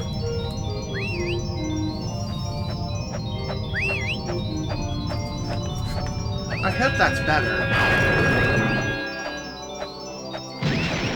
There we go. And with that, level 2 is now open, which is Glitter Gulch Mine. You are indeed the chosen one. You also have enough Jiggies to attempt Jiggy Wiggy's Challenge 3. And just barely, too. Holy crap. So with that, we can also open up another level here, which is awesome. And the next level we're going to be opening up is my personal favorite. It is Witchy World. Witchy World is honestly my favorite world in the entire game because of several reasons. One, it takes place in a creepy theme park, which is pretty sweet if you think about it. And the second reason is because of the grunts that are there. You have completed Jiggy Wiggy's Challenge 3, so the Great One will once again show you the way to McDonald's. Okay. But anyway, the grunts there are honestly my favorites out of every one entire game. But again, we'll cross that road when we get to it. Behold the power of the mighty Jiggy Wiggy yet again! Seriously, these sequences really need to speed up. Thankfully they are in the 360 release due to the smoother frame rate.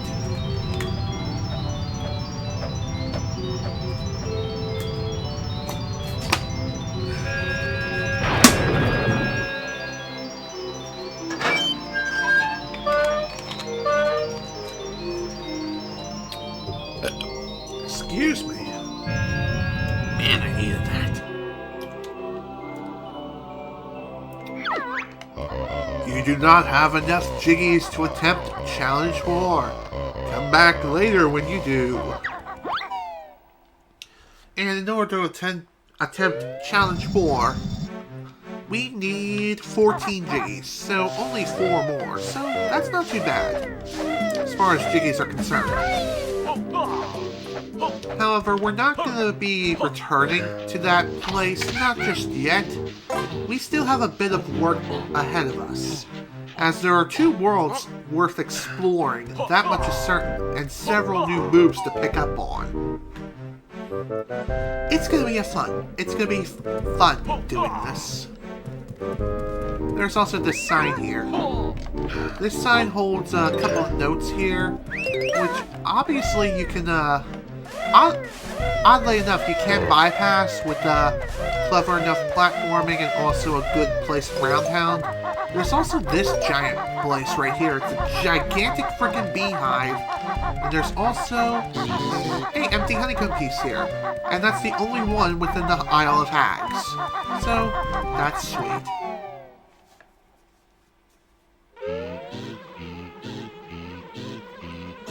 Ooh, Honeybee's Hive. Hi there, Big Bear. I'm Honeybee, mistress of the honey.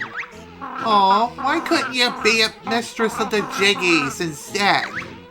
Because that would have made your quest too easy. However, I can grant you extra energy units in return for empty honeycombs. I suppose that's better than nothing.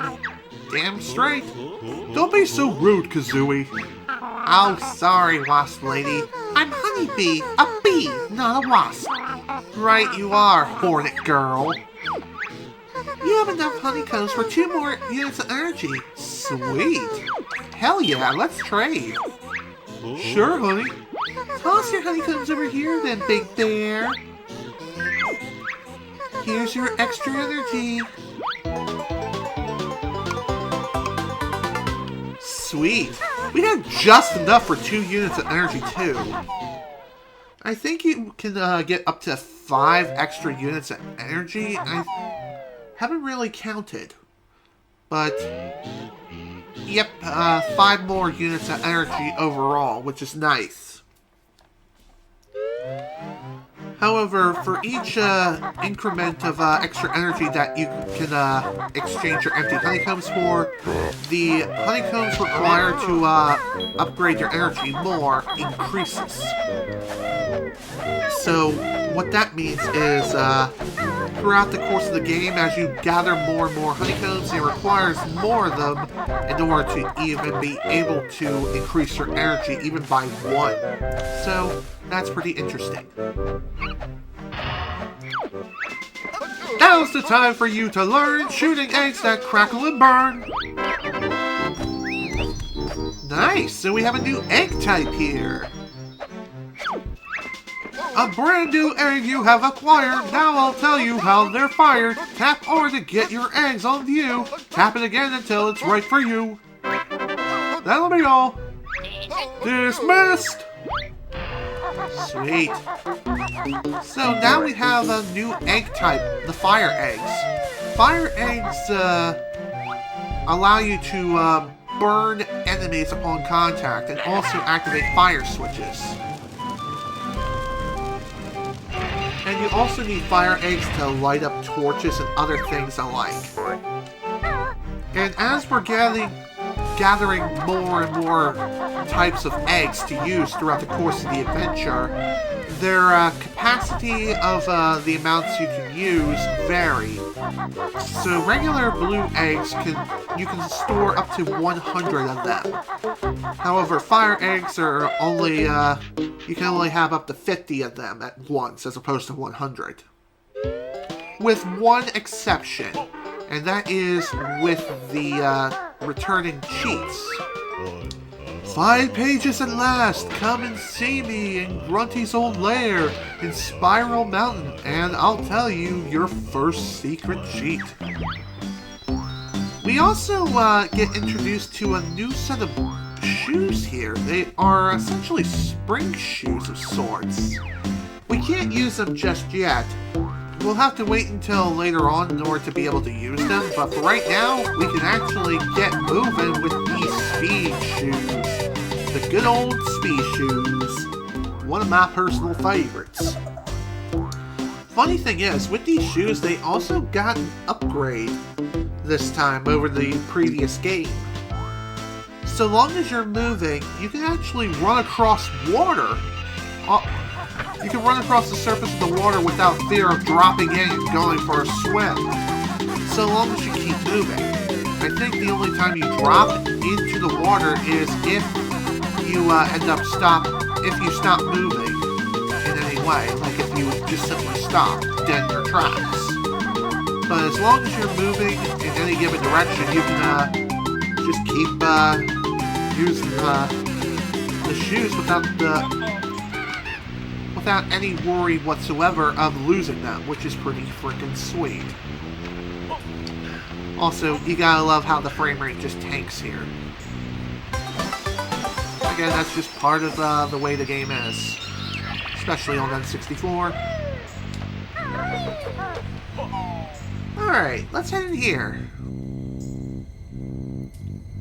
Within this place, you'll, welcome to the flooded caves. One other pretty big improvement over Banjo Kazooie is that in this game, you can actually swim around freely in first person, which is awesome. And as such, you have more free range of where you can swim and how you can swim. Not only this, but the air system also changed a little bit. So if you happen to run out of air bubbles, instead of drowning immediately and dying, you'll instead start losing health in a pretty rapid pace. If you happen to run out of health, then of course you will still drown. So, yeah, that's a pretty big improvement. Other than obviously being able to swim in first person, that's another improvement as well. By the way, there is a way we can actually improve our swimming even further, but we will have to wait a little bit of time before we can even do that. Thankfully, we won't have to wait too long, but I'd rather wait until we acquire all moves necessary, so that way we can finish up Spiral Mountain in its entirety. As grabbing the couple of moves to be able to improve our swimming is nice and all, but again, there are still other things worth grabbing in Spiral Mountain. And it's not just the new cheat that we can acquire. It's actually other things too. As far as what those other things are, there was oddly enough a rock formation that has a picture of Kazooie's face on it. Well, with her face, we need a certain move in order to even be able to access that area. you may have also seen it within the cave that we were just in not that long ago either. So, that too is something worth mentioning. Again, we'll be back later once we acquire the right move. And that's right, I said move. As in, we only really need one move in order to fully explore this place. Well, technically two, but you get the point, right?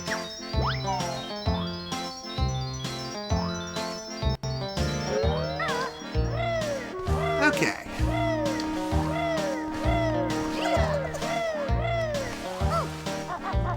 One other thing worth noting about Globos is they tend to hang around Humba Wumba's tent as well as Mumbo's hut. So if you're trying to locate them, it really isn't that difficult to do so. With the exception of one, and that is not until later. Not until a little bit later on.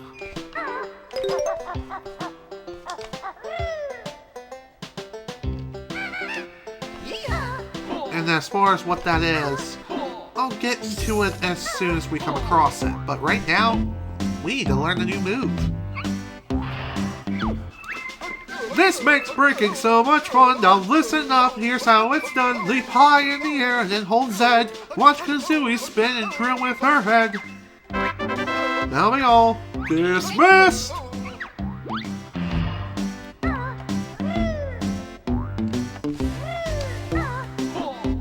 So, with that, we've acquired the Bill Drill. I think that's the name of the move. Regardless, with it, we are now able to destroy boulders and other such obstacles that stand in our way and block many different paths. So, that is awesome. By the way, we're going to be needing that move throughout the course of the entire game. So, get used to using that move a lot. And I mean a lot. It's going to be fun. Did not mean to fall. Oh well, what can you do?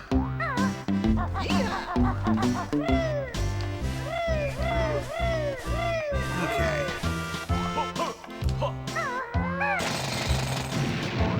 Ooh, another Banjo. Nice. It's definitely worth exploring every single crevice that you can throughout the entirety of the mines, as you never know what you may find. You may end up finding something quite mystical and magical. Like here, we have a downed train. How the hell did that thing fall over is anyone's guess. By the way, if you want to try to refill on a specific kind of eggs, you have to wait until the egg that you want appears within the egg nest. And as you're refilling your eggs, depending on the type of egg that you're using, it will refill a different amount. So blue eggs, I think, refill about 10 or 20 for every nest you pick up with them. And fire eggs are slightly different. Speaking of fire eggs, this is where we can really use them right now. However, instead, we're going to do this. Dang it! There we go. That is how you bypass this challenge and give it the middle finger. Ouch. That is how it's done, ladies and gentlemen.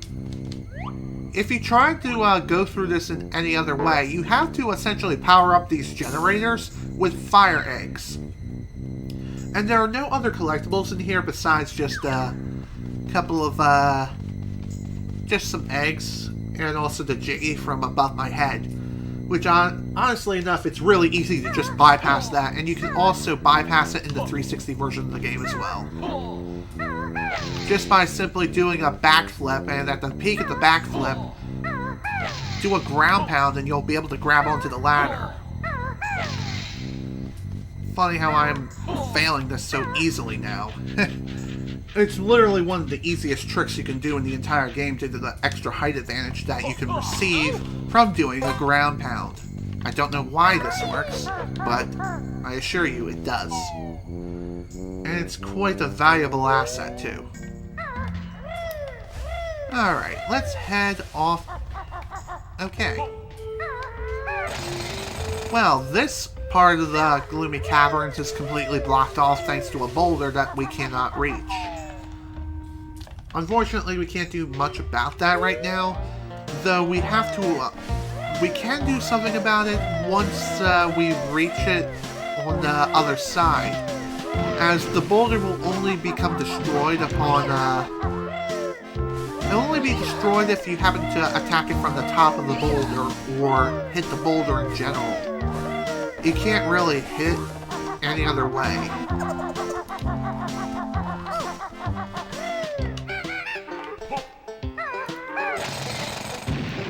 Alright, let's see what's in here. Wow, this area looks kind of familiar. We're back in the gloomy caverns. Okay, before we move on here, there is one little thing I want to do, real quick. And that is activate the warp pad. There's a warp pad over towards where Mumbo's is located. And also grabbing a few notes here is honestly not a bad idea either. Grabbing Mumbo is also not a bad idea either, but I'm gonna wait on that just for a little bit. As with Mumbo, we're not going to be doing very much with him, as there are only a couple places within this place of which he'll be useful. Otherwise, not so much.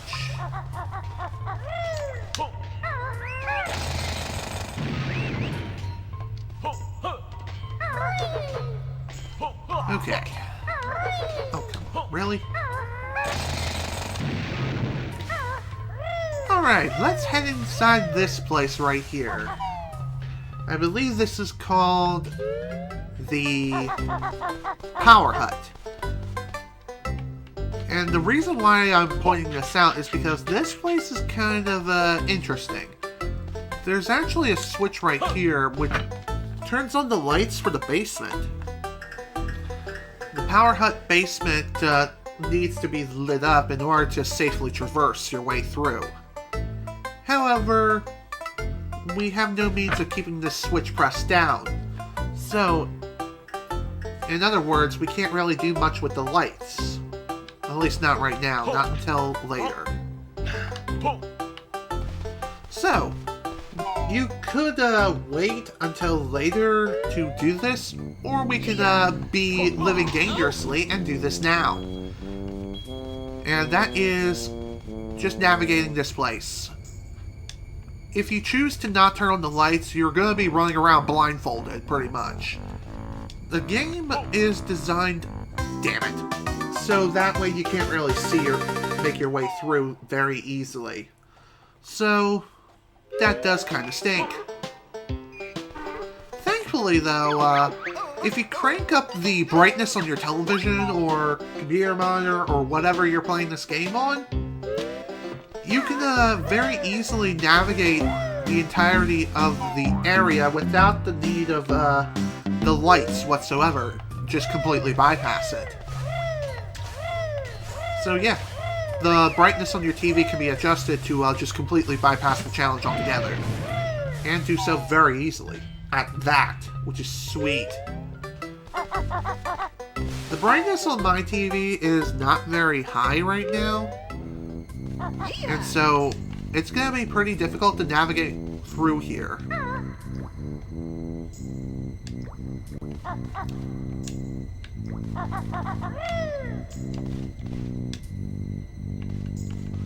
Though I do have a general idea of where it is I have to go, and thankfully the planks can stick out. Just again, the darkness is a pretty big problem. From what I've seen speedrunners do, they just, damn it, screw the lights. They don't deal with the lights whatsoever, as that takes too long.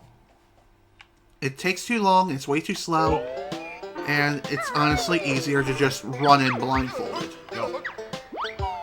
I say as I failed to do it at least twice now, and the second time I actually made it incredibly close. Just again, the darkness can get in the way. Thankfully, it can't kill you. But even so, though, it is still annoying that you have to navigate in complete utter darkness. It has more darkness in the frickin' Kingdom Hearts game when it mentions it. Like, non-stop. That's real fun. But even so, though, it's really not that bad. Again, pretty easy to just cheese your way through and cheat.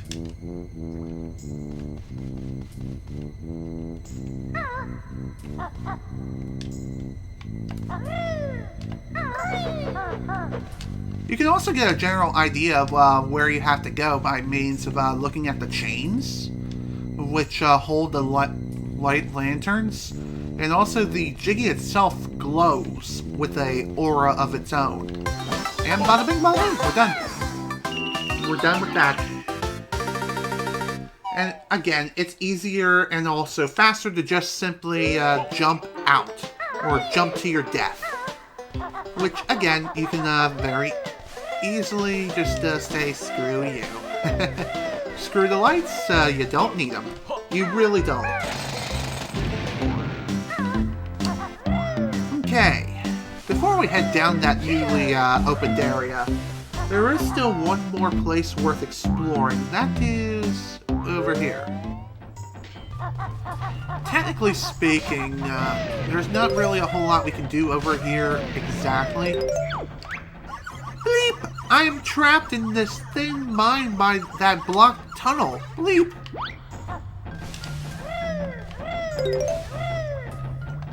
The reason why I decided to come over here is so that way we can pick up a few notes that are over here. Ouch. That hurt.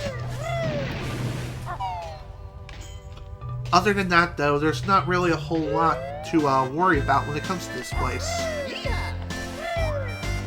It is kind of infamous that the frame rate just completely tanks to like 5 frames per second, if that.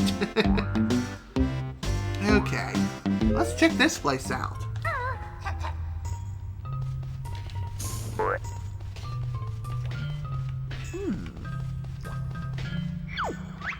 Stop! I can't let you go in there. Why not? I've learned the Regal Blaster. We got a real problem in there, and shooting's not the answer. Okay, we promise not to shoot. Nope, you're not going in until you can defend yourself without shooting. Okay, sounds simple enough.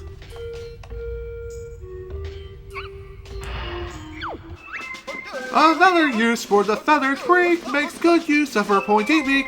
The bad guys know that it's no joke. Just press B to give them a poke. That'll be all. Dismissed. And good. Ow! Ouchie, ouch. That, my friends, is one of those rare instances where Jam Jars bonks his head on his own silo. Speedrunners absolutely hate that, as it wastes a bunch of time if it does happen. Though the chances of him bonking on his own silo are relatively low. How low? I think roughly 10%. I'm not 100% sure. You've learned a beak attack, huh? Sure have, partner. Well, maybe you can help me out here. A real nasty bunch of TNT sticks have escaped from their boxes and are threatening to blow up my mine. Don't worry, we'll go in and blast them. No! Shoot one and the whole mine will explode. You'll have to try and defuse them somehow. Anything else? Yep, you'll have to be quick, cause when you defuse the first one, the others will probably start their detonation timers. And say hello to probably one of the hardest tasks in Glitter Gulch Mine. Navigating the entirety of the ordnance storage room and defusing all TNTs. The only way to defuse them is with the beak attack, of which we've learned recently. If you try to shoot them, the entire mine blows up. And that is literally bad news bears. As if the mine blows up, oh dear. You're starting this entire thing over again, which is not fun. And also, as you're exploring the mines and defusing one TNT set after another, the music gets faster, increasing the tension of, hey, you're running out of time here, you better haul your ass, or else some bitch is gonna blow up and die!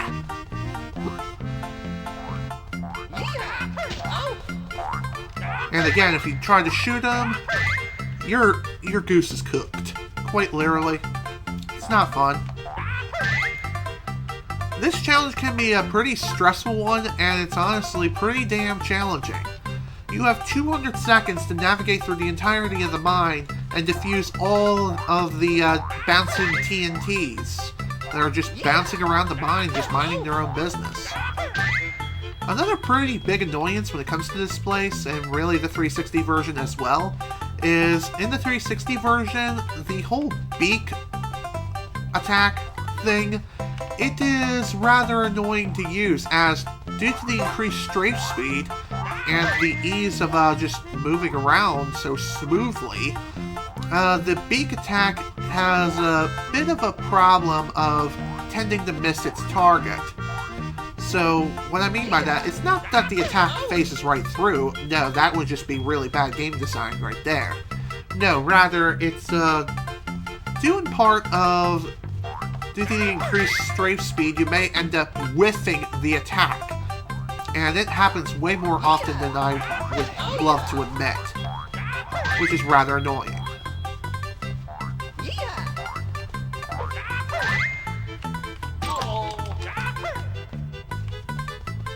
Also, if you die, then the challenge results in a failure anyway. So, again, that is something worth mentioning. Okay, one left. We got less than a minute to find it, which shouldn't be too difficult. And again, I've had difficulty finding the last major thing before. And it's not like you can move all that fast anyway.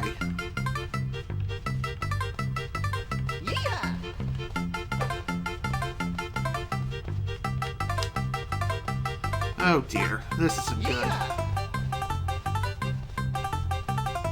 One other thing you could do is, in preparation of taking this on, you could explore the mines and try to find every single one of the TNTs as they're bouncing around. Just find them all, and then before you start attacking one... God damn it. Yep, I failed. Damn it! This stinks! Kaboom. Now look what you varmints have done! Y'all better get out while you still can! Ouch. Well, that stinks. What's with all the banging and a hollering? How about another box TNT escape? If you reckon on finishing the job, you better get back in there. Indeed I will. We'll have to go at this again, which is really frickin' dumb. All because I couldn't find every single one of them. It was literally one short. Damn it. I hate that so much. I really do. That is so damn annoying. Especially when you feel like you've explored every nook and cranny, and in actuality, you hardly explored everything at all.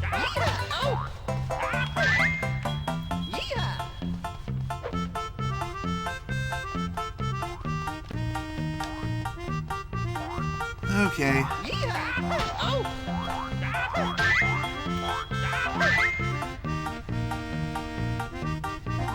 Let's go at this again.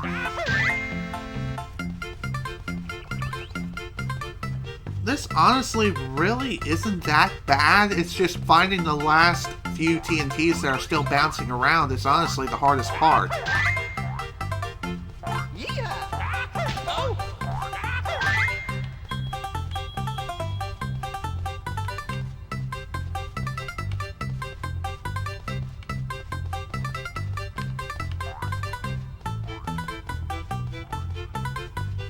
I don't think I've explored this room the last time I was here.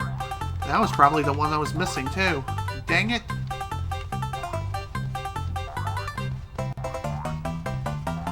Okay, as far as where the last 5 are, it really shouldn't be that difficult to find them.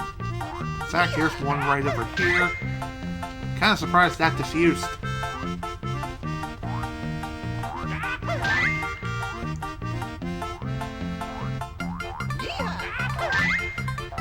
Get out of my way, jerk!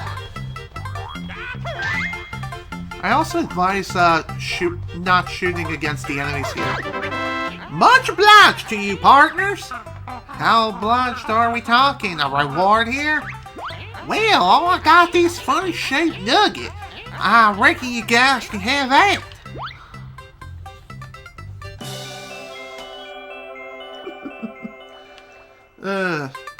Well, with that, we're done. We are literally done with this, whole section.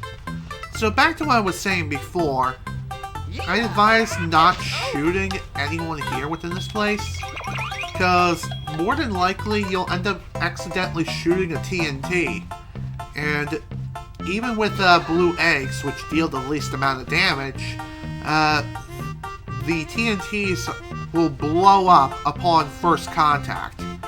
So that is super lame. How they're so easy to destroy. Quite literally, touch them the wrong way and boom, they go. Well, at least I was able to show off what happens if you end up failing the challenge in the first place, so I guess that's a good thing. Okay, let's go. Now that we're done with this challenge, it's time to move on to the next major thing. I wasn't sure if there was something over there or not. Figured I might as well check, just in case. You never know.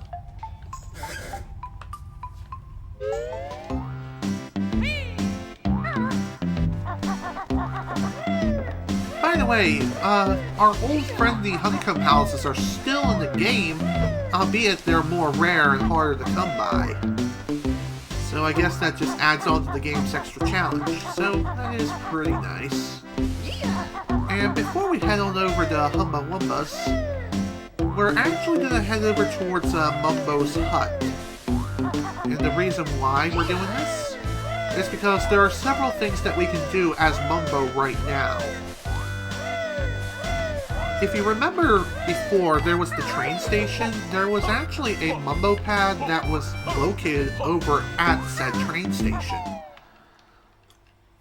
Not only this, but there's also another area where we can actually use Mumbo's mighty magic.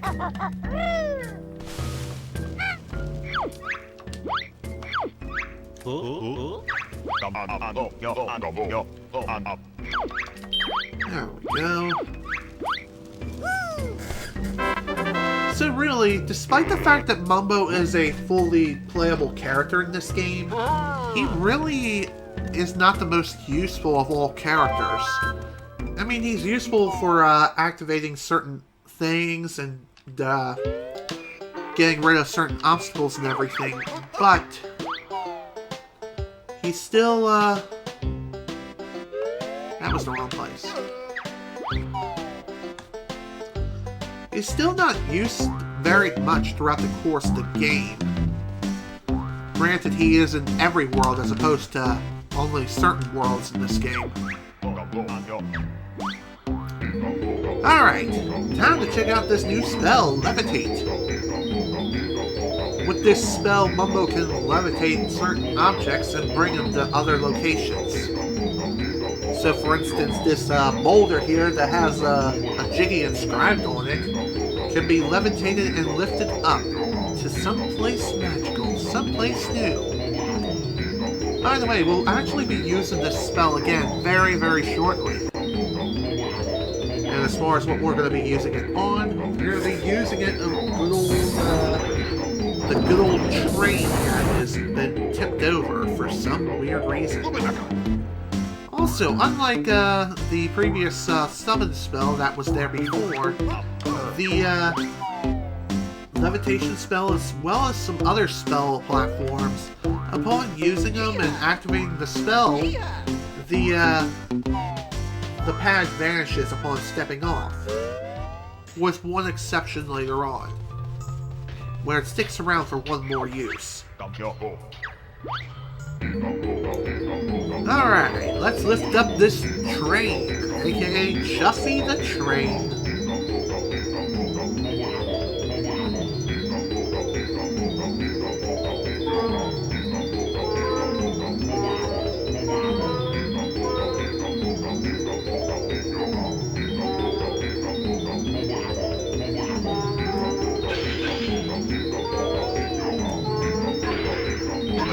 Awesome. Now that the train is back on its tracks, it can now resume operations, which is sweet. And with that, we're done with Mumbo. We're done with Mumbo in this place, so that's awesome. Now that we're done with him, there's still a couple other things we can do, just only with the Baron Bird, though, for right now. There is a transformation for this place from a Humba Wumba, but we'll actually be dealing with her a little bit later. Right now, though, let's go ahead and park Mumbo back on this lovely chair as he chills out until the next world when we'll be needing him again. Okay, let's move on now, shall we? Let's head on off to the crushing station. Now, the crushing station, if you remember, we could technically enter here, but it was advised that you don't do so. Not until you get the boulder in here. Then again, I think runners opt to operate this thing immediately and start getting the conveyor belt rolling. And then afterwards, they bring out Mumbo. Then again, maybe it is better to wait and then activate the machine after you get the boulder in here. Yeah, that sounds about right, as you can actually grab this Jiggy that much faster. After activating the machine, the boulder is destroyed, and oh dear, looks like the Jiggy is also destroyed too, so we gotta reassemble that thing. That's gonna be fun. Thankfully, all the pieces are scattered like right outside this building, and they're not scattered throughout the entirety of the mine. So, that's awesome. It's a bit of an inconvenience, sure, but really it's not that big of a deal. It really isn't. Give me.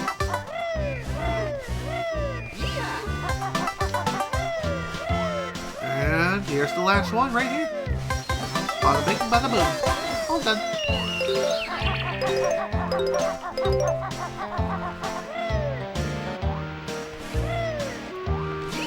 Also, there is a Jiggy on the top of that waterfall there. However, unfortunately, we cannot get to it right now. We have to wait until we can get our hands on the new shoes that are here. Also, there are several spots within this mine that are considered dangerous and are toxic. Upon entry, you'll start losing air. So be sure to finish up your business in here as quickly as possible, otherwise you will die. And that would be bad. Thankfully, there's not a whole lot in there, just a few collectibles, a Jinjo, and there's also a empty honeycomb piece in there, so that also is pretty sweet.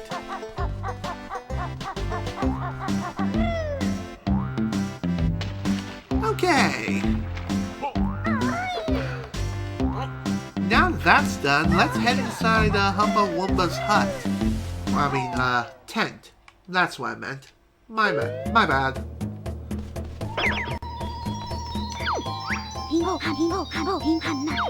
Yes, please. Alright, in we go. Let's see what we transform into this time. And it is a TNT detonation stick. What would call this detonator? Use control stick to move and press B for self-destruction attack. And as the name implies, self-destruct allows you to attack the enemy, but it also drains your health in return. So only use it if you need it. Thankfully, if you're going to pre-designated spots where the TNT is located, you won't hurt yourself in any way, so that's pretty nice. Let's see what we got here. Our first order of business is right in here. Say hello to this jerkwad. Over here, I need you to help me out of this frightful predicament. Who might you be? I'm Canary Mary. They used to send me down the mines to check for gas. If I died, they know it wasn't safe. Nice. I can think of more pleasant jobs. They just left me in here. I don't think I'll last much longer. Don't worry, I'll get Kazooie here to smash the cage open. If I must. Or you can just blow it up. That works too. Woohoo! I'm free! It's moments like this that make adventuring worthwhile. Oh boy, Canary Mary is considered the most infamous character in all of Banjo Tooie, as her minigames that you play with her are rather... yeah, they're not exactly the most fun minigames in the game. Let's just say that. Let's just hope you're good at Mario Party, otherwise you're going to be in a load of hurt. It's gonna be one rough ride, let me tell you. So, with Canary Mary freed, we can attempt to get another Jiggy as well as one other collectible too, which we will be going for relatively soon. There is still some other things that we have to do with the TNT thing first, though. As far as what those things are, there's obviously the Jinjo, of which we still need to free up from its prison cell. And there's also one little place of which we can technically blow up. And finally, there's also the train station. I mean, not the train station, the other side of the mine where, it's basically on the other side of the train station. You remember that, box with the flying saucer in it? Well, we're actually gonna be finding a way to free that thing. And also, that, hand card that was previously broken, Canary Mary actually fixed for the minigame that we're going to be playing soon.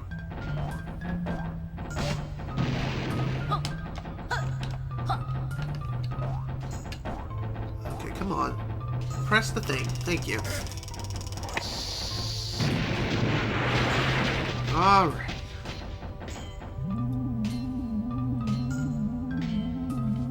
Well, with that, the saucer's basically free to go. However, this is where things get interesting. If you're speedrunning Banjo Kazooie any percent, it is kind of imperative that you leave the saucer like that the way it is. Oh, come on. Seriously? That didn't kill me? Usually if you blow yourself up next to TNT, you will die. You will just die instantly. But I guess I didn't lower my damage enough to do so. Okay. Yeah. It's funny. Funny how the TNT crate literally just explodes. Okay. By the way, blowing yourself up and just returning to the tent here is honestly faster than going all the way back over here the normal way. There's also a bit of a weird glitch that you can pull off here. No, I don't know if I can actually do it. I'm gonna give it a shot. Okay.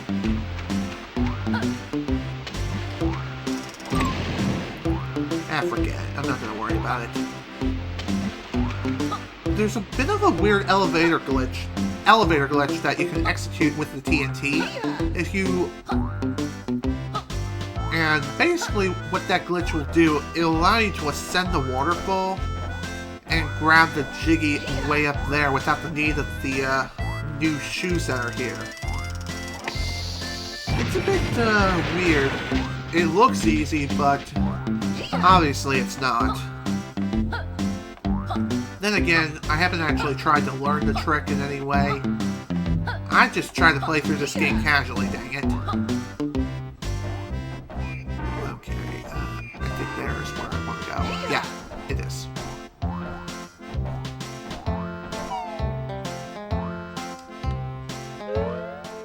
Okay.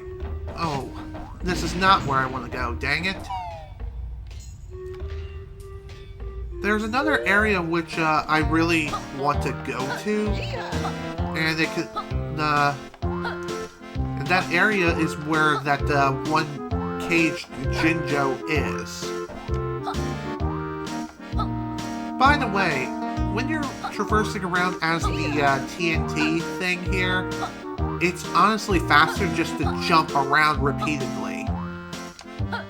Why is this faster? I'm not 100% sure. It's a lot faster than regular movement, that much is certain. It also applies when you're just moving around in water, too. Weird. Okay.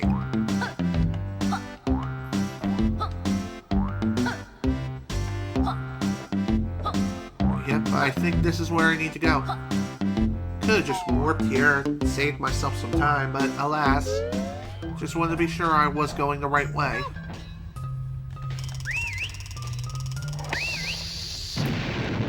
Go. Now that that cage door's been blown off, time to grab this Jinjo and leave. I said leave. Leave! There we go. All done with that. Okay, let's see what we got left here. What do we have left here? We have 6 out of 10 Jiggies, 4 out of 5 Jinjos, 2 out of 3 pages. Right, there's one Jiggy, 1 page I can get right now, which I will be doing just that. But as far as the last Jinjo is concerned, I'm not 100% sure where that is.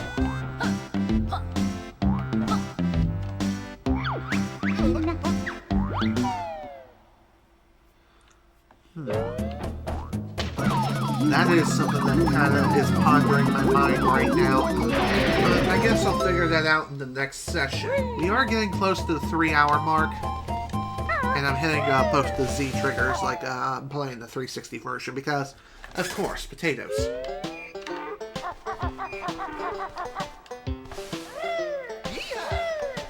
Okay.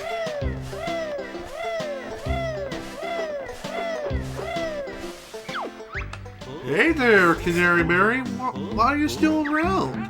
Oh, my wings are still a bit stiff from spending so long in that cage. How about a race to help me stretch them?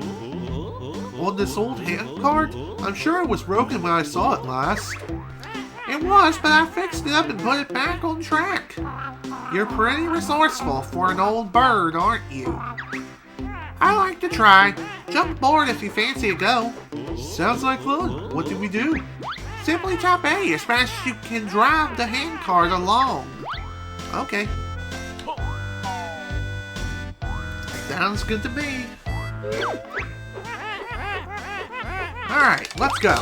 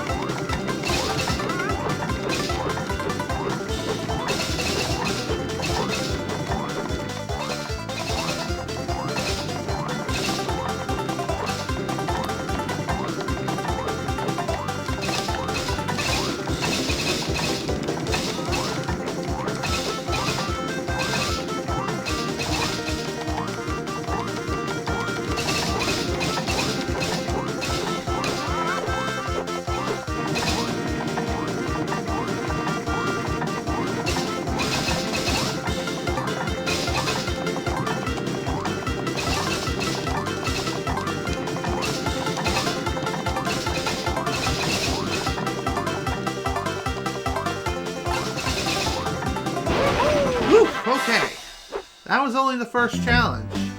Still got one more to go, oddly enough.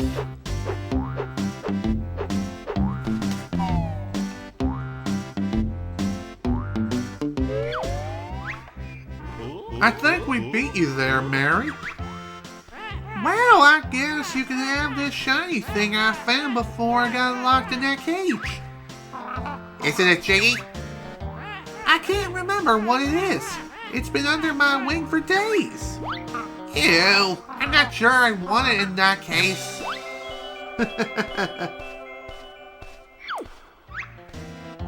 That was a fine race. Sure was. My wings are starting to feel better. How about racing back again? Hop on the cart if you think you can beat me again. Sounds cool. I'll definitely give that a shot after we take care of the train station. It's honestly a good idea to take care of this now. As, yeah. We're right there at the train station. We're gonna be taking care of this regardless of what I choose to do. Let's see what's inside the train. This is my train control panel. You'll have to battle me before you can go anywhere. Huh? Who said that? Sounds like it came from inside that boiler. Alright, let's check it out. I wonder what's under that big pile of coal in the corner. Maybe it's a jiggy. Maybe it's your mother's ass. Oh dear, it's old King Cole. He ain't no jolly old soul, that's for certain. Who dares enter old King Cole's boiler? I'm Banjo, and this is Kazooie. We want to use your train. You would, huh? In that case, I'll fight you for it.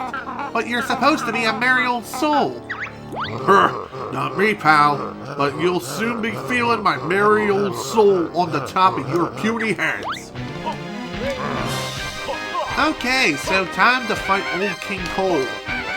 This fight, oddly enough, is timed. It's a timed fight. You only have a little bit of time before eventually time runs out.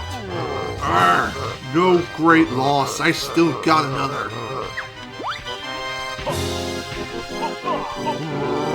I think the reason why this time is even here is if you run out of time, then I believe I don't need arms to beat you. if you take too long, then I believe the train will be permanently heated up and you'll start losing air gradually or very rapidly. I'm not 100% sure how that's supposed to work. But as Old King Cole is heating up the train, perhaps we should sit down and talk about this. Anyway, back to what I was saying. Again, as you're going through this fight, it really is nothing that difficult whatsoever on stream. Done. Okay, perhaps I'll let you use my train after all. But don't you dare hit anything. I've only just polished it. Okay. Well, that was easy. It really is not that difficult of a boss fight whatsoever. You just whack him. You can also use eggs to shoot him as well, though I don't think fire eggs even hurt him. As he is in a boiler, which is incredibly hot, which makes sense. So with that, we now have access to Chuffy's train, and we can use them as we please. We can use Chuffy to travel from world to world, and essentially fast travel to those worlds whenever we see fit. However, we have to open up the respective train stations before we can do so. Alright, let's take care of this next one.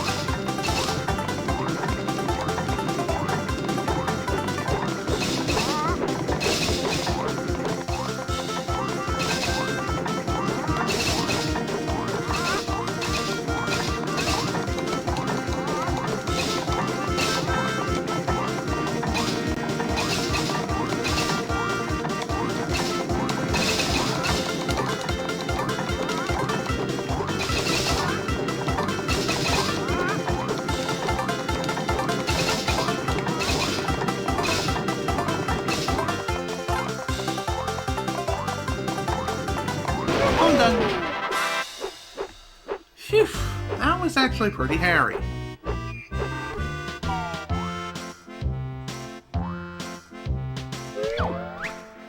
That's 2 out of 2 for us, Mary. Perhaps you'd like this piece of paper as a prize. It's been waiting my... No! I don't want to know where it's been! I think I've spent quite enough time in this gloomy old mine. I'm off to swoop and soar among the clouds. Bye-bye, friends. Perhaps we'll see each other again. And believe me, we will see her again in the near future. Oh boy, I'm not looking forward to our next encounter with that frickin' jerkwad of a frickin' bird. Anyway, as far as our Jiggy totals here, we got 8 out of 10 Jiggies here.